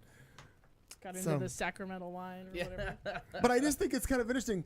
They worked together to take the money. They conveniently retired together and take trips together. I think they're lesbians. They're in a relationship. That's it. I'm sure. That seems fair. That's my Judge's real analysis. fair assessment. Thank you very much. I mean, I always say it. Lesbian, nun, who can tell the difference? Really? You know what I mean? Not from shoes. Outfits. Hello, Annette. How are you? I don't know how I feel about that. We're not going to go any further with it. I'm really upset like that I might be somebody's- wearing shoes of a nun. None. As a lifelong atheist, I'm harmed by this thought. Yeah, how far do you have to chase I a have to nun for those change my shoes? footwear. When was the last time you heard somebody say that? I mean, they're very stereotypical lesbian, but I didn't know that they were the footwear of the nunnery as well. The nunnery. The nunnery. Get thee to a nunnery. Anant, the random human was me, but now I'm Val. Because I can't log in under my God-given name. At this point, we'll fix that later. You'll be fine. We don't. Anywho, Kat Carlson, what story Speaking you of got? things we don't know, the Yeah. Hawaiian Monk Seal Research Program, which I know you all follow on Facebook, has Oh. released a photo. We got our finger on the pulse of the whole thing. I feel like there was another story Yeah. about this same place some time ago, but not this story. I think we did because the name of that The Hawaiian Monk Seal yeah, Research Program. I feel there was a different. You know, they might be extremely there's newsworthy. a lot going on over there. I follow them on Facebook. Do you? Nope. Do you? Do you? No, you don't. Sure don't. Well, you've heard of Elf on a Shelf? Get ready for seal snorting eels. That's right. Accompanying a photo is this caption. Clayton has the photo. Poor Mondays. thing. Oh. It might not have been a good one for you, but it had to have been better than an eel in your nose. We've reported on this phenomenon before, which may be what you're thinking of. We may have done this story before. Well, I don't recall that specific story, but Wasn't paying attention. Never saw this picture before. was it paying attention? We have now found juvenile seals with eels stuck in their noses on multiple occasions. In all cases, the eel was successfully removed and the seals were fine. The eels, however, did not make it. Oh, Oh. So what the hell is going on here? It's a waste of a perfectly good necklace from the looks of it. Turns out, ugh, gross. Mm-hmm. Nobody really knows. It's just so shocking, says Claire Simone, a veterinarian and monk seal expert based in Hawaii. Who doesn't get out much. This is shocking. She's shocked. It's an animal. She travels with nuns from California. Exactly. In a very tight analysis of the situation, she says it's an animal that has another animal stuck up its nose. Well, there you go. Well observed, Claire. There have been a few Sky's other... blue, Claire. I like color commentary from Yeah. Claire. We've all just been waiting to hear from Claire. Is that grape or Now aubergine? And now an update. Claire, what do you see? Well, there have been a You're few not other... going to believe this. But there's a, no, go ahead. Turns out this isn't the first time it's happened. There have been a few other reported instances of seals with eels in their noses. Seals and eels. According to a leading scientist, Charles Littman. And he's now asking the seals to make better choices in their lives. Exactly. Well, yes. Try my God. cocaine. He says it all began about 2 years ago when Littman, the lead scientist of the monk seal program, woke up to a strange email from some researchers in the field. The subject line was, eel in nose. No. Again, direct and to the point. Not to be confused with hoof and mouth. Yeah. Yeah. And just like we found an eel, or we found a seal with an eel stuck in its nose, do we have a protocol? Turns out there was none. Oh. I don't know. When you think After a you... furious day in the library, going through protocol after protocol. No protocols. It took several emails and phone calls at the time before the decision was made to grab the eel and pull it out. Just yank. Yeah, just Really? pull on it. Yeah. That's how they killed why the eel didn't live. They say at the time there was only maybe 2 inches of eel actually sticking out of the nose. Oh, my God. So it was very much akin to the magician's trick when they're pulling out the scarves. Just keeps coming. Coming. After less than a minute of tugging, a 2.5-foot dead eel emerged from the seal's nostril. What does PETA have to say about this? I'm Well- sure Claire has, You has know, a I'm letter not from sure, PETA in her but- other hand. Pulled 2 eels with one Littman, snout. the head researcher, you remember, tells the Washington Post that he has no idea why this is happening. Is it He just- says, you see some very strange things if you watch nature long enough, and this could end up being one of those little oddities and mysteries of our careers that 40 years from now we'll be retired and still questioning what the fuck happened. I'm paraphrasing here. Oh, I realized you were quoting there. Taking A liberty. seal's diet typically consists of fish, octopus, and eels, but generally they swallow their food like everyone else. It must just be a way of the eel kind of fighting back and Maybe. They say that the seals like to stick their faces into the coral reef holes and they'll spit water out of their mouths to kind of flush things out in a hunt for food. And they'll do all sorts of tricks. But, shoving their faces in there, it's possible that the eels who are cornered think that their best course of action is to swim up the nose. eat the brain, swim out the other part. And there's no teeth in the nose, I suppose. No, probably not. No I mean, seals- fingers crossed at this point. To assure the members of PETA that obviously listen to this podcast, no Yes. seals are known to have been seriously injured by having eels up their noses. However, sealing around doing important seal business with a dead animal in your nose is probably not a great idea. No. And those fuckers at PETA are probably rooting for the eel anyway, so we were never going to win Well, with them. those Yeah, fucking no, people. never. Be hearing from their lawyer. As it turns out, the Hawaiian monk seal is one of the rarest species of seals in the world and is classified as endangered in the United States, which is why we're so concerned about the eels in their noses. The National Wildlife Foundation estimates that there are only about 1,100 monk seals left in the wild, and that number is decreasing at a rate of about 4% every year. Oh, wow. Yeah, one of their causes of decline is tiger sharks. Good for the sharks. It's one for the shark. I mean, Point for sharks. at But least the main that's culprit is, of natural. course, humans. Right. Dumb always humans. Always comes back to the humans. But at least the sharks are doing what they're supposed to do. I just can't Culling the herd. Can't even imagine. That's one of those things that really, freaks me out if I think about it too long. Like, other animals. Ugh. Like, you see the thing about, spiders in your ear. Or, Oh, yeah, like, yeah. mm-mm. I can't think about it very long because I will freak. The The fuck out. Yeah. Wow. So I could never watch a camera of me sleeping. I don't want to find out that a spider crawled over me once 20 years ago. So it'd be fucking done. I'd never sleep again. I'd burn my house down and then I would never sleep, right? So musician, let's call her Kira Iocanetti, had a form of epilepsy that was triggered by listening to or playing music, which, if you know me, that mine is audio triggered as well. A Seattle teen is singing the praises of doctors who let her sing during her brain surgery.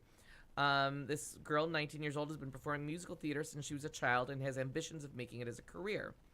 She feared that might not happen after a doctor diagnosed her with a form of epilepsy that triggered seizures when she listened to her perform music. So, are you really a musician if you spend most of it seizing? I don't know. Just a That's follow-up dedication question I right had. there. I Yeah. think I would give up at some point. I'd be like, nope, music's not my thing. It makes my brain freak out. I just felt like a light switch and switches in my brain, and suddenly I'm tone deaf. I can't sing. I can't process the words in time with music, she told Inside Edition.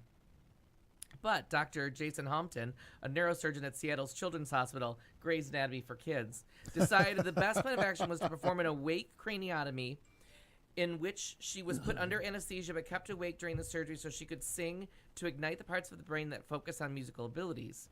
Our focus was not only on taking care of the tumor, but making her life better. We wanted to preserve the things she cares about, like her passion of pursuing a career in musical theater. So her song choice was Weezer's Island in the Sun, in part because it reminded her of birthplace Hawaii, but also because of the line, I can't control my brain. Once the tumor was removed, she was put back to sleep while doctors finished the surgery. It seems to have worked because she was playing guitar and singing in her hospital, so they made her into Maria Von Trapp. 48 hours after the operation, according to very beginning. A very good place to start. My biggest fear for the surgery was that the seizures would get in the way of performing. Now I want to go back to stage to performing as soon as I can. Oh, and with a story like that, who's going to not cast her? So I just think that's very interesting how that works. Is that the song? That's the song, yeah. Oh, okay. There it is.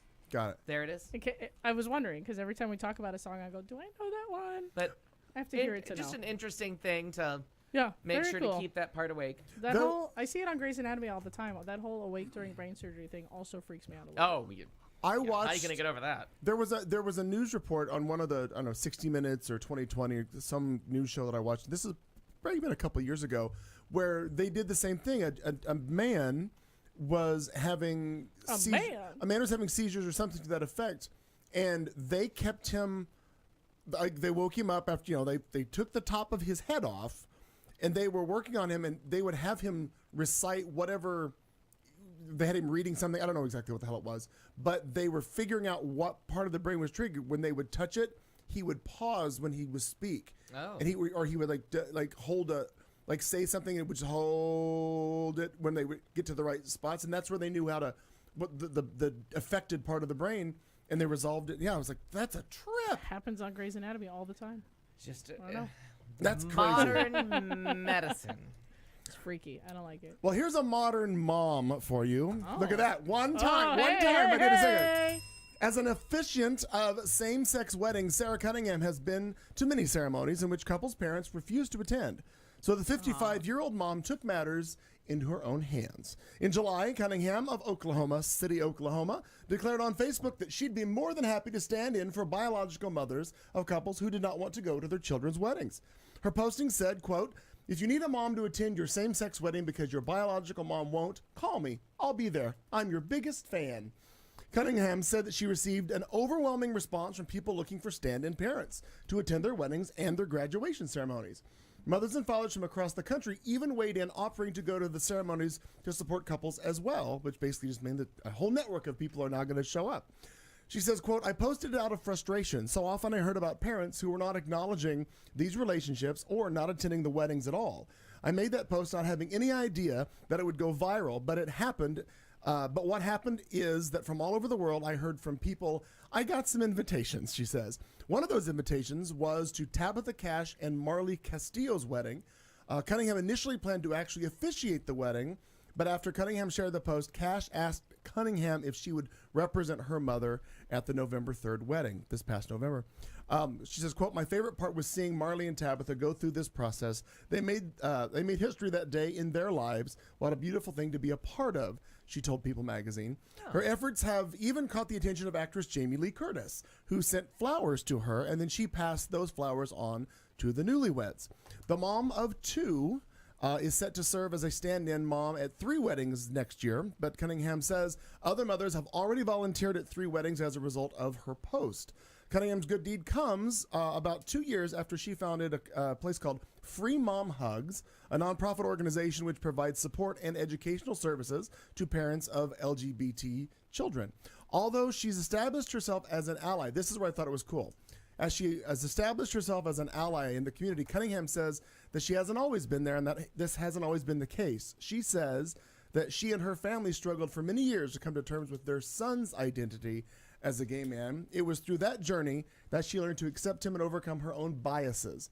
Now she's committed to helping other parents on that same journey. And in 2014, she published her memoir, How We Sleep at Night, which chronicles her relationship with her son and the gay community. She belongs Hopefully in separate beds is the answer. Right. She belongs to an online Facebook group for parents with LGBT children and recommends the private group to moms like her. She also works to end conversion therapy in Oklahoma State. Yes. But Yes, I think that should that's end such forever that's and so ever and cute and then I love even more. She probably said other people are like, well, I'll go. She's so kind of a ground swelling of people who will just go stand in. That's very sweet. Yeah. You know, if I believed in weddings. That's very Right. sweet. Yeah, I'm not big on that either. I just think it's great that people are like, what the hell? I'm just going to go stand in for a wedding. It's great. No. Somebody's happy. Let them be happy. I wish I liked weddings better. I don't have any desire to do go. that. One of the most wonderful things, many years ago, now it's been like Oh. 26, 27 I'm years sorry, I ago. had a Who's pic- counting? When Mike and Darren got married, not legally, but they had a big ceremony. They did it at the Crown Plaza downtown, and in the ceremony part of it, all the people in the wedding and the two grooms brought Darren's mother a rose until she had a dozen roses at the end, and it was Oh, that's cute. very lovely. And then when they did the introduction of the wedding party, and then they introduced Darren's parents, the crowd went nuts. Yeah. Like when you saw how many people were so touched that his mom parents came, showed yeah. up for this. Sure. It was one of those things where I didn't think I was of course his parents came to this, and then it occurred like, oh wow, like this is a big thing for people to see and see acceptance from a family, and so I could see where that would be make Yeah. a huge difference, Oh, sure. Well, it's not even like I remember when I first started working in the bars, how stunned I always was when somebody would bring their parents to the bar. Right. You know what I mean? Like you brought your mom. Your mom's okay being here? Like really? Like you know what I mean? So it's a very quick change. And I remember my mom saying on a visit, like, let's go see where you work. Like, Yeah. I've been in a bar before. Right. Yeah. And then oh, when she got there, and there was the old men in the afternoon, and LD was sitting there, and oh my God, they were the same age and liked the same actors.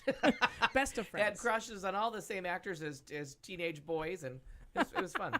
That's cute. Well, one of the This is- stories that I I've love- told that's lovely. many, many times is, I'm one of the fortunate people who, your mother didn't live here in Phoenix. Mine moved here before I did.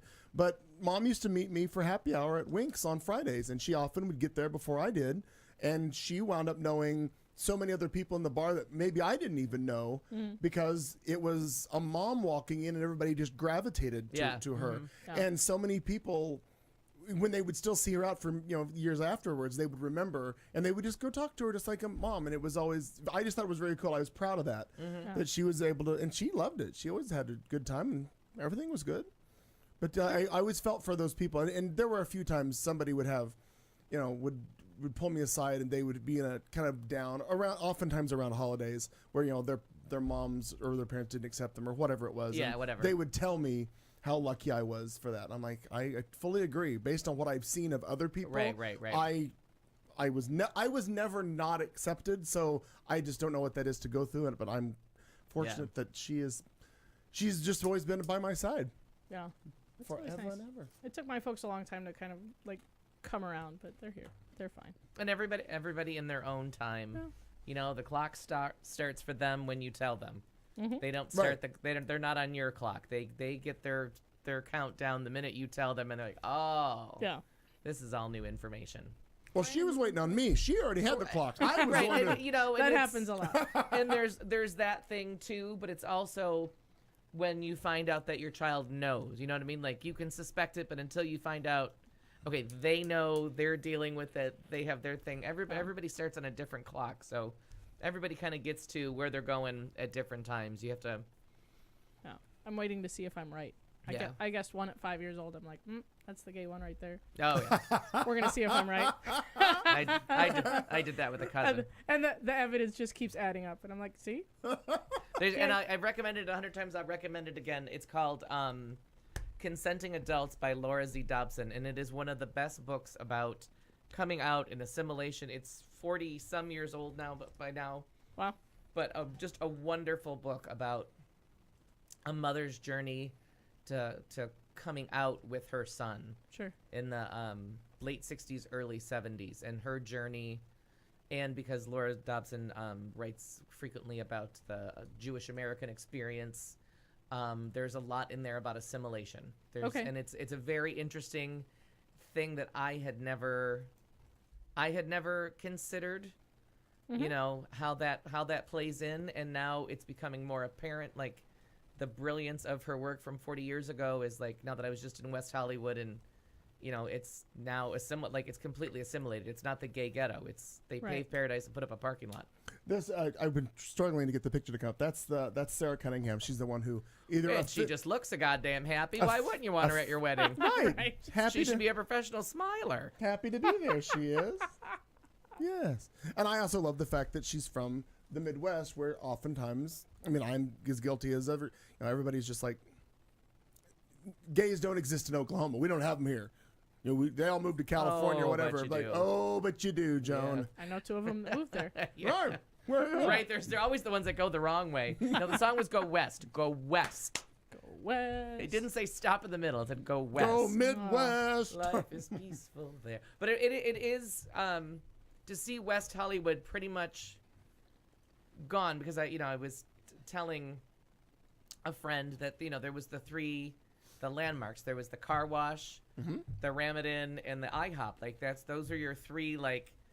You divided the West Hollywood into those 3 parts, and you were in that area. Right. If you didn't know all the names of the bars, but like the Mother Lode now, you'd never know that. Like that's all fancy and cleaned up. The Abbey's like this giant palace. It's huge. Here Lounge is now the church or the steeple or something. It's got the cathedral or something. It's got a religious connotation to it, right next to the Mother Lode, which makes me laugh. Yeah. That's But fine. like we were standing in front of a bar for the longest time, and I was like, I know where I am, but I don't. I'm like, oh my God, this is the Revolver. Right across from Flaming Saddles. Yeah, and I'm like, the fuck did they do to this? Like, Revolver looks like the Hilton now? Yeah. Like, I'm like, you gentrified yourself. Well, You did that to yourself. Yeah. But it's so hard to get your bearings, because it's not the gay ghetto. I mean, it's still the little gay boys, but how they can afford to live there, I do not know. Oh, it's insane. I for some reason on my Facebook feed, I always see, apartments for rent in WeHo, and I'm like, it's as this room or smaller, and it's like, $2,500 a month. And I'm like, how do you do that? Yeah. I don't know how you do that. Well, I know they're skinny, they're hungry, but well, that helps. If you don't eat, that's kind of a big part of the budget. yeah, it does take. Or it's a big part of my budget. I don't know anybody else's, but that food wedge is quite large. Well, in a change of topics and from the desk of Don't You Have Anything Better to Think About? Oh, probably not. I don't know. We all know, of course, that vexillology is the study of flags, and that there are 5 basic principles that guide good design: simplicity, meaningful symbolism, limited use of colors. Are we on the Big Bang Theory? The The World of Flags podcast. Maybe. 5 basic principles. Here they are: simplicity, meaningful symbolism, limited use of colors, no lettering or seals, and distinction from other flags. Turns out the Utah state flag violates every one of those principles. Fucking Utah. Yeah. The Utah flag is considered by vexillologists to be an SOB, a seal on a bed sheet, says their representative Steve Handy. Cut to the from flag. Layton, Utah. It really is a mess. They've thrown everything in there but the kitchen sink. Now, Steve Handy is very concerned about this, and he said he recently introduced because it's the Beehive State. I didn't even think about Yeah. that. He recently introduced the of course topic it of is. flag design by constituents who advocated for a redesign. There are more than just Steve in Utah who care about the flag. Good for Steve. Over time, he said, he was convinced that a new flag would be a good idea for the state, and he's preparing legislation to create a flag review commission. If approved by lawmakers next year, the commission would seek input and design ideas from the public. So graphic designers, get ready. Get 'Cause this ready. is going to be a lot of fun. Where's Aaron? I don't know, but Aaron, when you listen later, Get ready for your Utah flag ideas. Yeah. And then, once they seek the input from the public, they would like to make a recommendation to lawmakers ahead of the 2020 legislative session. This will be one of those things where people say, oh, legislature, you're wasting time and money again. Don't you think? As I've thought about it, says Handy, I think it's an important discussion. We pride ourselves on so many good things that are happening in the state of Utah. Why not have something that's a very powerful symbol of our state? The general design of Utah's flag is more than 100 years old. If it's not broke, don't fix it. The state seal is emblazoned upon a blue background. It's gone through various updates, including the adoption of its current design in 2011. It includes images of an American bald eagle, arrows, sago lilies, which is the state flower. I see them, yeah. And a beehive on a white shield. With 2 separate years. The words industry in Utah, the dates 1847 and 1896. Those 2 years represent the date that Brigham Young showed up and said this is the place, and the year that they became a state. And they realized that when they realized that, oh, that's a lake. No, because the Mormon Church had to change their stance on polygamy to become a U.S. state. Right. So they showed up as a territory, and the leader of the Mormon Church, Brigham Young, at the time, showed up, stood on the side of the mountain, looked across the beautiful valley of Salt Lake, and said, this is the place, this is where we're going to stay, because the Mormons were driven out from Illinois and the Midwest. And Rochester. For being weird. Right. Well, yeah, it was a long journey. They started in New York. Joseph Smith thinks he's Jesus. It's a whole thing. Go see the Book of Mormon. I was going to say, have you ever seen a show about it? No, but I grew up in Salt Lake, so this is part of why it caught my eye. That, yes. While many of these symbols on the flag are tied to specific elements of Utah history and culture, they effectively blend into incomprehension when the flag is displayed high in the air, which is kind of true. It turns out that Utah's flag looks like 30 other state flags. Do you have the one of all of the states in the flags? I do. The photo right there? This one? It's kind of true. I was going to say, because the New York State one is kind of busy, too. There's all kinds of shit going on there. But when you look at it in the context of the map, it's a lot of like blue squares with some shit in the middle that you can't really see. So they kind of have a point. Oregon, Idaho, North Dakota. Yeah, there's a bunch of them. Montana, Michigan. Mississippi. Or no, that's Louisiana. I don't know my states. South Carolina. South Carolina changed, though. We've got to give them credit for changing it. Because South Carolina, until super recently, was a rebel flag. A rebel flag. Yeah. Super recently. Oh, yeah. Michigan, Wisconsin, a lot of those northeastern states that I can't always tell apart. I mean, they kind of have a point, but don't we have better things to do? Don't we? So there's 2 things to take away from this. And isn't Hawaii kind of married to that British flag a little bit longer than they should be? I don't care. 2 things to take away from this. Number 1, if you're a designer and want to enter a hilarious option, you're going to have a chance. Yeah. And please send us a copy. Oh, because we'll vote for it. Yeah. So email that to flags@qtalkamerica.com. World of Flags. We'll be happy to display that on the air. World of Flags is the only store still open at Arizona Center. Fun with Flags is Sheldon's podcast. No, World of Flags is on... Isn't it on... It's on 24th Street, just south of Osborne. But it's also the only thing open still at Arizona Center. I thought there was one next to Oz on Bethany Home, too. That would be the right neighborhood for something that glamorous. Because I bet... Or maybe I know, just where to stick it. In any event. So that's something boring about flags. It caught my eye. I read the whole article, so I decided that you all needed to know, too. You're welcome. Well, in a completely unrelated thing, farts. A Florida woman faces an aggravated assault charge after authorities say she passed gas in line at a dollar store. Seems legit. Smelled like $1 and pulled a knife on a man who complained about it. Right. She who dealt it stabbed it. I don't know what rule she's playing by. I was hoping that the fart alone was going to lead to the charge. Like, I was really, really excited for this story. A woman's fart was so bad she was charged with criminal mischief. Right. This is the story I wanted it to be. Now I'm disappointed.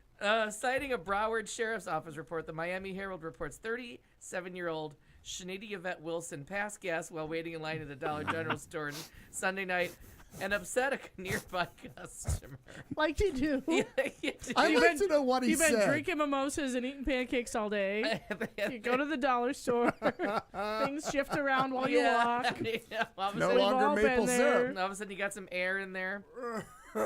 Things have The fermented. bubbles from the champagne. Yeah. Right. They got to come out somehow. The report says the offended customer Wilson then got into an argument in reference to the defendant farting loudly. It says Wilson then pulled a small folding knife out of her purse and told the victim she was going to gut him. Well, as if he wasn't going to fart when she gutted him. Some air is going to come out of there, too. I shit my pants. Yeah. Wilson was arrested and charged with aggravated assault with a deadly weapon without intent to kill.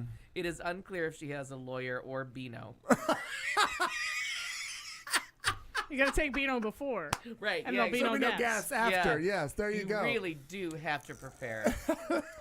So it turns out, for local listeners to know, World of Flags in Phoenix apparently does not exist, but you can go to Flag World in Sports, which appears to be in Arizona Center, and All the King's Flags, which appears to be on... All the King's Flags, I think, is the one on 24th, isn't it?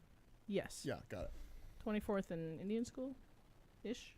Just south of Osborne. Osborne, yeah. Speaking of something I just understood after many years of hearing the expression, I'd like to share that with you. Please do. I passed by some corporation's map, and it showed all the places, whatever this corporation was that had an office in LA, and it showed the globe, and it said the sun never sets on this corporation. I never understood the expression "the sun never sets on the British Empire."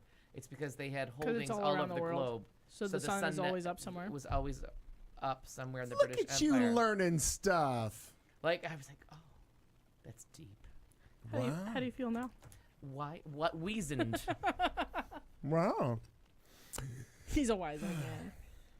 Well, carrying over. Let's. 2 Marine pilots have been disciplined for making a penis-shaped flight path over the skies of a Southern California town in October. But officials said the 2 pilots, whose names were not released, will be allowed to keep their wings, according to the Marine Corps Times. Let's cut to a map of their flight, which was this. That's amazing. Quote, 2 Marine Corps aviators were administratively disciplined following the completion of an investigation into the facts and circumstances surrounding the October 23rd irregular flight pattern that resulted in an obscene image. This according to Major Joseph Patterson, a spokesman with the 3rd Marine Aircraft Wing. This is what he told in an interview to Marine Corps Times. The Marines did not release details of the punishment given to the pilots because the discipline was administrative in nature, according to The Hill. The pilots, based at Marine Corps Air Station Miramar in California, first aroused controversy after they flew the phallic flight pattern in their T-34C. The flight pattern went viral after it was picked up by radar and shared by the Twitter account Aircraft Spotters. I said their dirty minds up because I see children's scissors. I can see that too. I Yeah. can see that too. The pilots were disciplined in early November pending an investigation into the incident, according to the Marine Corps Times. But they aren't the first military pilots to go off half-cocked. In November of 2017, a Navy crew was disciplined after it made a giant sky drawing of penises while flying over the Okanogan County, Washington skies. You do what you gotta do, people. Oh my gosh, you got to do something. Got to entertain yourself somehow. Yeah. I want to get down to that Salton Sea. That's just south of Palm Springs. It's the other giant salt lake. All right, I didn't know that. Yeah, it's a salt lake. Yeah, Oh, probably left over from the same lake. I don't remember what it's called now. chance. I don't know. Yeah, I don't know. I used to know it's a big part of what they teach you in middle school in Utah. There's a I'm not going to remember the name of the lake, but there was a giant lake that covered most of of what we now know as the Mountain West. Utah, Nevada, Southern California, Arizona. Like there was a big, huge salt lake here, and it all kind of dried up and became the Great Salt Lake as everything raised or whatever. Anyway. Wow. And if you're driving on the 10, if you look off in the distance as you're going west at Palm Springs, you can kind of see it glimmer.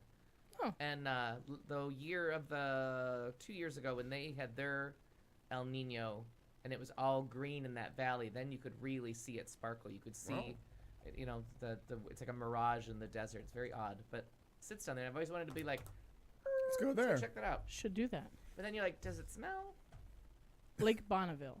Lake Bonneville is the prehistoric lake that covered the eastern part. Anyway, it's a whole thing. It's a whole thing. It's a whole thing. You know what else is a whole thing? Porn. Oh. No. Are we going to talk about Tumblr and explain how that what's happening We- with Tumblr? You know what? We could. That's not what this is about, but Okay. we could do Well, that. that'll be an offspring of this story, whatever you're going to share. We'll get into that in a minute. So it turns out that surfing for smut in China just got quite a bit more, well, lucrative. The Chinese government is offering big payouts to people who snitch on porn. No. As of this month, the country's heavy-hitting anti-porn task force is offering up the U.S. equivalent of $86,000, almost exactly the average annual salary to people who live there, to anyone who reports on not safe for work content. You can just report the porn, get the dollars. Wow. Watch the porn, enjoy the porn, tape the porn, Right. report the porn, Bingo. take the money. Chinese authorities have been using this tattletale tactic successfully, offering cash to ensure a cleaner internet since 2009. But the latest price hike is serious, effectively doubling the reward to vigilantes. China's ongoing campaign against web smut, called Clean Up the Pornographic, Strike the Illegal. It's probably a little bit more poetic in Chinese. Sounds Suffers in different. translation, yeah. Clean Up the Pornographic, Strike the Illegal. We're going to put that on a t-shirt. Has serious consequences for anyone found guilty of watching, sharing, or creating erotic material. While watchdogs get cash, would-be pornographers are smacked with serious jail time. Wow. And not in the fun way. Or they could actually create more porn. More porn, yeah. And it's not just adult videos that are getting citizens in trouble. A writer of homoerotic stories who called himself Tianye got nabbed last month and received a hefty 10-year prison sentence. Wow. For Yeah, a good, dirty story? for a dirty story. Yeah. Now they're going to have to be oral histories. Oh, no. Well, literally, it's going to have to be oral. No.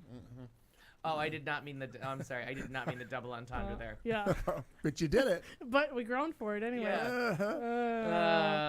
So the Tumblr thing, Oh, we're going to go right to that. Okay. basically, Tumblr has changed its... Did you have a question? No, I actually was going to tell a China story. Oh.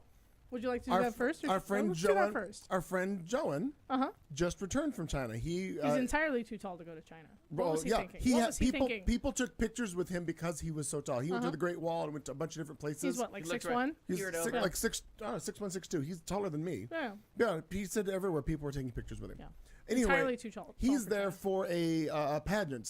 I forget exactly what it's part of that he's. I'm surprised. Anyway, he's there for a pageant. It had translators, yada yada yada. Shocked face. He had his phone, and he said he got in trouble, or I forget how it came about. He was just looking up, like trying to Google stuff, like he would anywhere That's what I else. call it, too. And boom, he got banned from.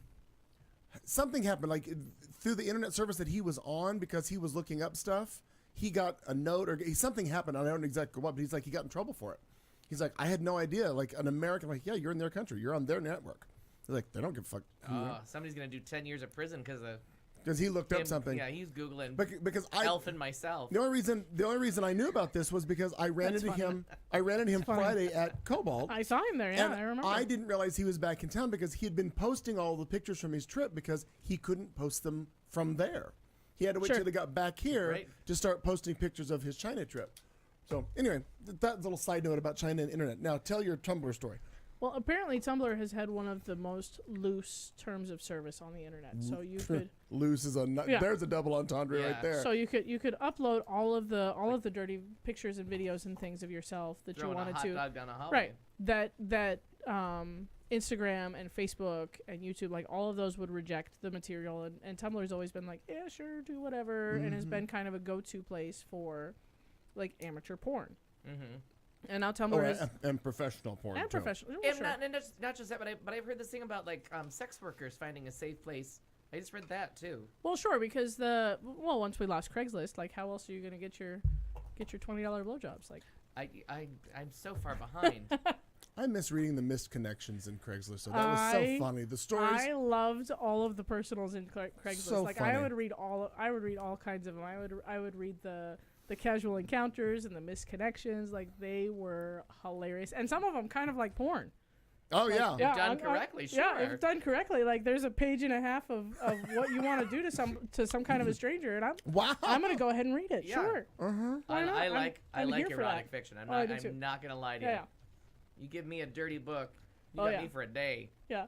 When I was a kid, my mom was big into like the Harlequin romance novel, and so I was a big reader and would just run out of things to read. So I would sneak one of her smutty books, and yeah, it's a good time. Anyway, so Tumblr has updated its terms of service and has kicked all of that content off of their service now. Oh, Missed Connections is still there. Shut up! No, Missed Connections is there. All the personals are gone. No, that's not a personal though. What? Lost and Found, Musicians, Pets, Politics, yada yada. But there's no personal ads. That's gone. But Missed Connections is still there. Oh, well, I know what I'm doing after the Oh, show. this is so fun. So what do you do for the $20 blowjob now? Oh, I don't know. Perhaps Tinder. Why I did don't you look really at know. me? I don't understand why you looked at me like that. Like I'm the keeper of that You knowledge. talk to people. I don't know. You're probably more likely to know than I am. So Doubtful. yeah, maybe not. That's true. I read a Well, I lot. mean, it might come up in conversation. I live alone. I'm a clean white woman. This stuff does. I never understand what's going on. I live alone with 2 cats, and I've been single for 17 years. I don't know. All right. Well, Now Joe says Tumblr will. Wait. Based on Tumblr recently, many people are just moving into Twitter. You're gonna tweet that shit? Oh God, let me show you after we're done. It's all over. You have to follow the right people. Oh, okay. yeah, that's true. Yeah. And then you got to make sure that you don't like it, right? So nobody goes on your page and sees it. Oh, I just follow it. I don't care what you. If you want to look at who I follow, you've got lots of free No, time. no, Ain't none of us running for Congress anytime soon. No, Yeah, I just right. mean about making sure that you don't repost it. Well, no. I don't repost it. Yeah. I can Well, and barely if figure. it's within the terms of service, like who cares? If somebody else can post it, then you can repost Right. it. No, I just don't want somebody like seeing what I like as the porn that I we- enjoy. You know we what don't I mean? want Well, you if don't you- want to share the Right, variety right. of porn But- that you're into. Right. I got you. Right. But if That you- stays Fair. between me and my Yeah. God. Thank Right, you very but much. if you follow it and somebody looks at your list of who you follow and it's in the mix of all of the, the so I need political a fake stuff, Twitter name. you sure. I don't give a shit. We can It's do all that, you sure. can go through mine. But what I do is I go through and I make sure of who's following me. Because I've found a few people that'll make no. You're an asshole in real life. You don't get to follow me on here, so I block them. Oh, I don't care about that. I just barely am following what the hell they're doing on Instagram. I don't Anyway. know how to do this. No, my Twitter is a delightful mix of politics and Broadway. It's the strangest thing, but I'm into it. I'm there. I get politics and Broadway too. Yeah. And clearly porn. Why not? More politics You're gonna than get Broadway. it from than- somewhere. You're gonna get it from somewhere. Right. I mean, Obviously not China. because but the day that porn leaves the internet, the only website will be where'stheporn.com. Still the best joke. Not in China. Mm-hmm. In breaking news, Joe has an alternate ego on Twitter, There was specifically for porn. there was a big campaign, and actually, I signed my name to their little thing. They were trying to get Now they've got you. Twitter. Oh, I don't care. I've signed up for all kinds of shit. I don't want to give a shit. We know. But they were trying to get, I would say, Twitter just split. Have a regular one and have an 18 and up, or you have to register to it or something to let this gotcha. all happen. But one of the interesting things was somebody came out and it was a meme that somebody posted, which is legitimate. They've said 100 times, they can't. Well, Google was one of them. YouTube is another one who were just testifying for Congress today, saying they support free speech, they support this and yada yada. And they were asking them, well, why is it you don't curtail the neo-Nazi and the white supremacist movement and all the all that kind of stuff on there? Well, one of the things about this Tumblr was, they say they're going to ban all the porn and all of this adult content, which really tells you they can, at the drop of a hat, make any change they want. Right. Why can't you just say, make a change and no race, no white supremacy, no neo-Nazis, none of that whole shit? Just eliminate all of it. But they say, yeah, no, I get that. Money. But but we can't do that. But we're going to do this.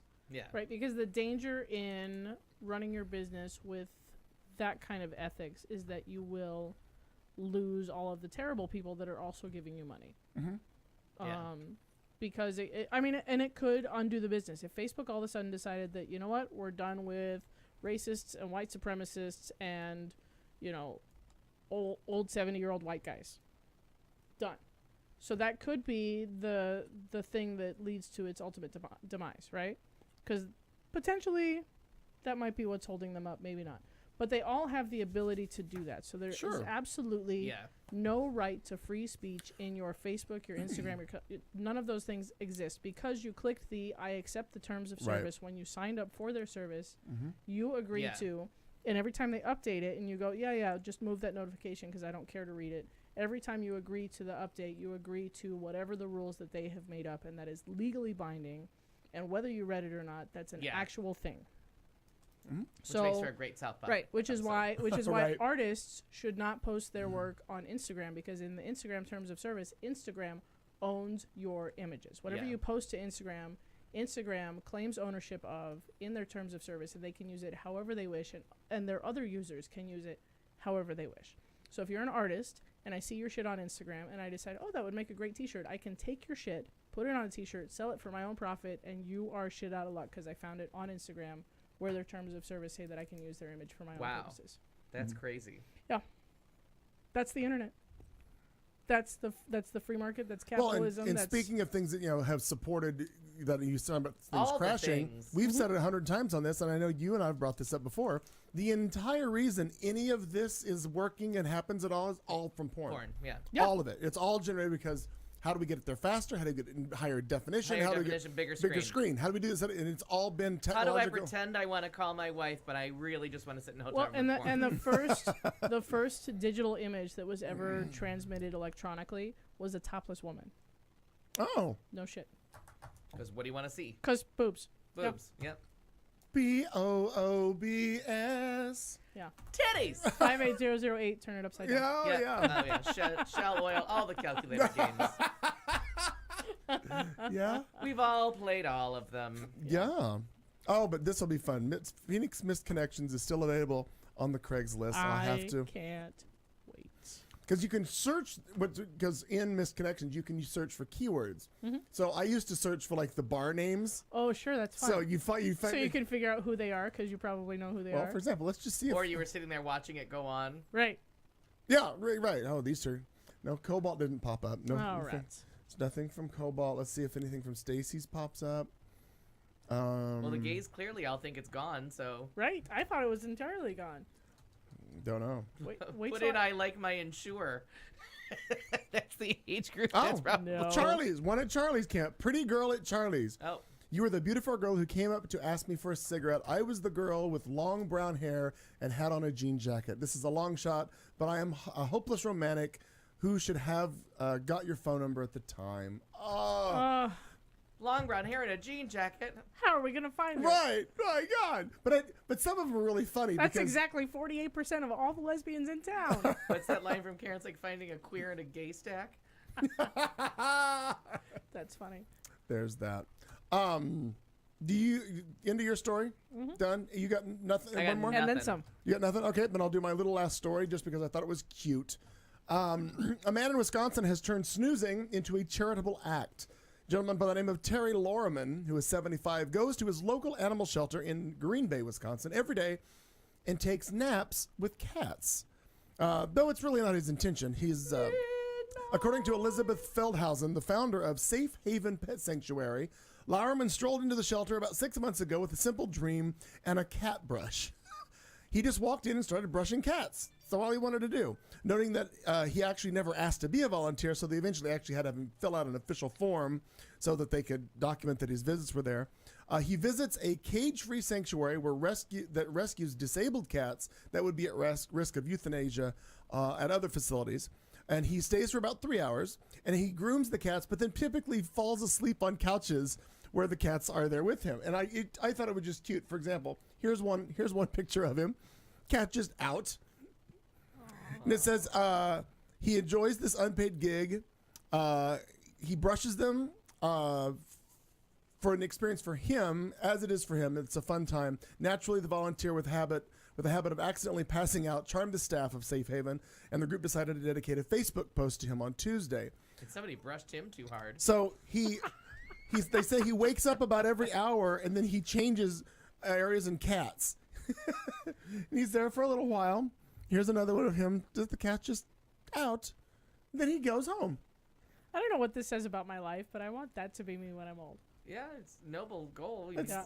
I mean, but the cats like the attention. They like a person to being around. I just thought it was a very cute little story. Well, you know what? Will you send me a link to that story? Because I want to send it to my mom. So my mom is like famous, like lifelong crazy cat lady.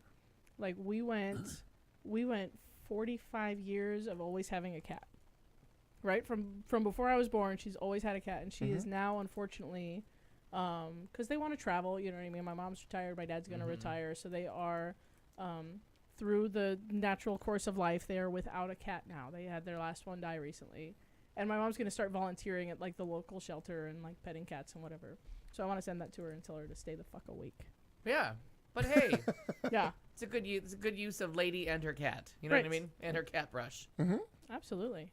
Yeah, no, and I'm excited that she finally went and found a shelter, because you could tell, like, the cat's been gone only like 3 months, but you can tell that she misses it. You know Oh, what I yeah. mean? Because pets are company, and pets Yeah. are, you know, they're people too, kind of, in a weird way. You talk to them and you care for them, and you get into habits and everything, and I had a scare with Marty last week. I honestly thought I was losing him. really. He came in to eat one morning, and he was walking in a way he'd never walked. Like his head was kind of tucked weird, and he was walking odd. And I thought he'd had a stroke or something. I thought something was wrong, and he didn't care to eat. I'm like, okay, if Marty, it's like me not going to a Mexican restaurant not eating. No, something's wrong. Yeah. Right. So he didn't eat. Check her pulse. And he then would go hide in corners, and he would just stay there, and he didn't want to be bothered. I woke up one morning, and he was under a chair in the living room, and again, Oh my gosh. barely wanted you to touch him, wouldn't eat, walked around real slow and hidden. I'm like, okay, so he's checking out. We're done. Went about 3 days. Come to find out, he apparently had like a sinus infection Oh no. because he was. I guess he probably never had one. He didn't know what to do, and it was the pressure. I'm guessing because he couldn't close his mouth, and he was drooling, and his nose was, and so all of a sudden one day I wake up and he's just on my bed. He's like, just fine. I'm good. Where's food? So I did. It scared me. I thought, oh shit, because I figured Maggie is gonna go first because she's older, but Marty's always had a breathing issue. But yeah, but when Couldn't he be was, because he weighs 75 when he- pounds. yeah, actually the breathing issue I think comes from the fact that he got attacked by a dog or 2 dogs years and years ago, and they had him pinned down. Oh, yeah. And I still think that there's scar tissue from when they got him, because for like a day he was wheezing really hard. Sure. And he's always had a breathing issue. Don't know. But anywho, but when he woke up and he was like on my bed looking at me like, hey, I'm back, let's go. I was like, oh, good. Thank I'm not goodness. ready for you to check out yet, dude. Right? Not just yet. I mean, I want a dog, but I don't need a dog that quick. I go through that every year after my cat sheds, because he's so thin, but his fur is so thick. So as warm weather comes on and he sheds all of his fur, all of a sudden I look at him and I'm like, oh my god, this cat's gonna die. Look at him, his skin and bones. Yeah. No. He's like 10 years running. He's fine. He's fine. Still He's fine. fine. He'll be just standing and come right back to life. It's all good. That was great. I need this. I need this. I need this. And are you ready for a little entertainment, Alfie? Well, let's do Why it. not? Here we go. It's been so long. Wow. So, we have television shows to recommend, movies to recommend. We still haven't talked about the Macy's parade. The Golden Globe nominations are out. Critics' Choice Award nominations are out. And I am obsessed. Oh, I have a documentary to chat about. And I am reading the most delightful series of books right now, based on a recommendation from you. Oh, I did not know I Clayton recommended recommended books? How the hell did that happen? Accidentally, quite by accident. I guess so. Okay, we're going to talk about something I did good coming up later. Just stick with us. 2 minutes. Hey girl, you okay? You're listening to Q Talk America.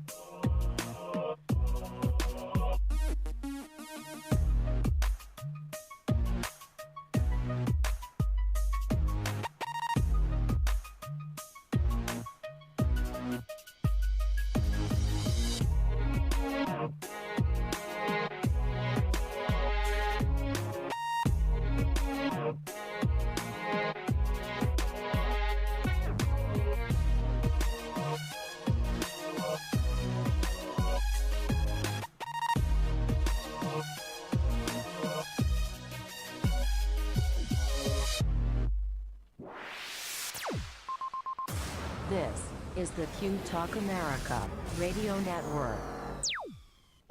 Ladies and gentlemen, we are back. It's the Q Talk America Network. This is the show on Tuesday night. I'm Clayton McKee alongside Kat Carlson and Al Perkins. We've already been through our headline segment. We caught up earlier about what you've been doing. You can catch that back on a repeat. We are broadcast 24/7. That's all day, all night, on pretty much wherever you get your podcasts from. We stream all the time. All the last 3 weeks shows go individually 24 hours, or you can go on demand. Pick a show you want to listen to from qtalkamerica.com in the show listing there. Pick out any one you want on demand, anytime, day or night, just for you. Anyway, we got about an hour, a little less than an hour to go here on the old show on this night. Kat might have something later to talk about in two things, but right now it's going to be Al Perkins and entertainment. Well, we're going to talk about, for Anant, Nick Jonas, and Priyanka Chopra's wedding from The Cut magazine, which I just... I saw some pictures of their wedding. And it seems like quite the affair with both cultures being included and they had like two dance-off. weddings. Yeah. They had a Hindu ceremony, and then they had a whatever ceremony. And she is... For white people. I don't know if there's a way for me to get this... there isn't. The picture of her in her I'll Google it myself. Oops, wrong one. In her wedding dress. I will find a picture while you tell the story. The more traditional, traditional for our culture, wedding dress. I mean, the Indian style dress is absolutely gorgeous too, but her silhouette in that white lace is just spectacular. So just beautiful people doing beautiful things. Yeah. So. Somebody described them as the most famous people that are still real boring. I don't remember what podcast I was listening to, but they're like, yeah, they're about as famous as you can get and still be really dull. But she's crazy hot and has been for a really long time. And probably will be for a really long time. I don't care who she's standing next to. So now I'm looking at the Cut magazine. I don't see anything that implies what he does. That the article stated. He's a Jonas brother. He sings. Yeah, how Chopra is a global scam artist who lured pretty boy Nick Jonas into marrying him. So this, I'm assuming this is the white wedding. Can you pull back a little bit to see that silhouette? No, that's the whole picture that I just saved. Oh, okay, because I have. So there's that one, and then I assume is this one that this where it's. Is this? Oh no, I'll look for that one. Yeah. And then this is. Let me send you this article. Is this the Hindu wedding dress? No. The Hindu dress is red. Isn't it? Red. Oh. Yeah, and he's in.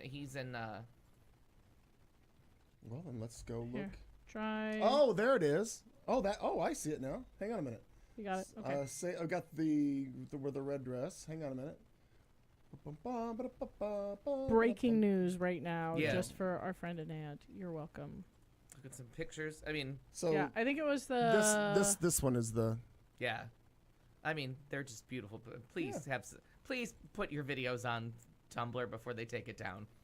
We'll call it art. It's too late. We're gonna have to find a new website. December 7th. They have 5 days. Yeah, hurry. Save what you want, people. So there you go. Okay, so we will go to. Well, we'll start with. Let's see. What shall we start with? Los Angeles film critics have named Roma, and so has the New York film critics have named Roma, the new movie by Alfonso Cuarón, as its best movie of 2018. It is playing in select theaters in Los Angeles right now, but it comes to Netflix in just 3 days because it is. Last year it was Mud, and it's called Roma. It's called Roma, and so Alfonso Cuarón, the traditional spelling. Yep, who gave us Y Tu Mamá También and Gravity and Children of Men. Just a great director. Okay. Now tells the story of the woman, kind of like his au pair, the woman who raised him in her early life in Italy, by all accounts. I don't know. I'm still months behind on my Entertainment Weekly, so I don't know all the facts. But anyway, it is it's winning award shows. It's getting all the buzz, and so you don't need to wait to see it at the movies. If you want to see it at the movies, it'll be at the theaters, but it'll be on Netflix in 3 days. Yeah, in 3 days. So it is. I can hardly wait. What was the movie with Mary J. Blige last year? Mud. Blige. Yes, I think it was Mud. Was it Mud or Mud? Mud.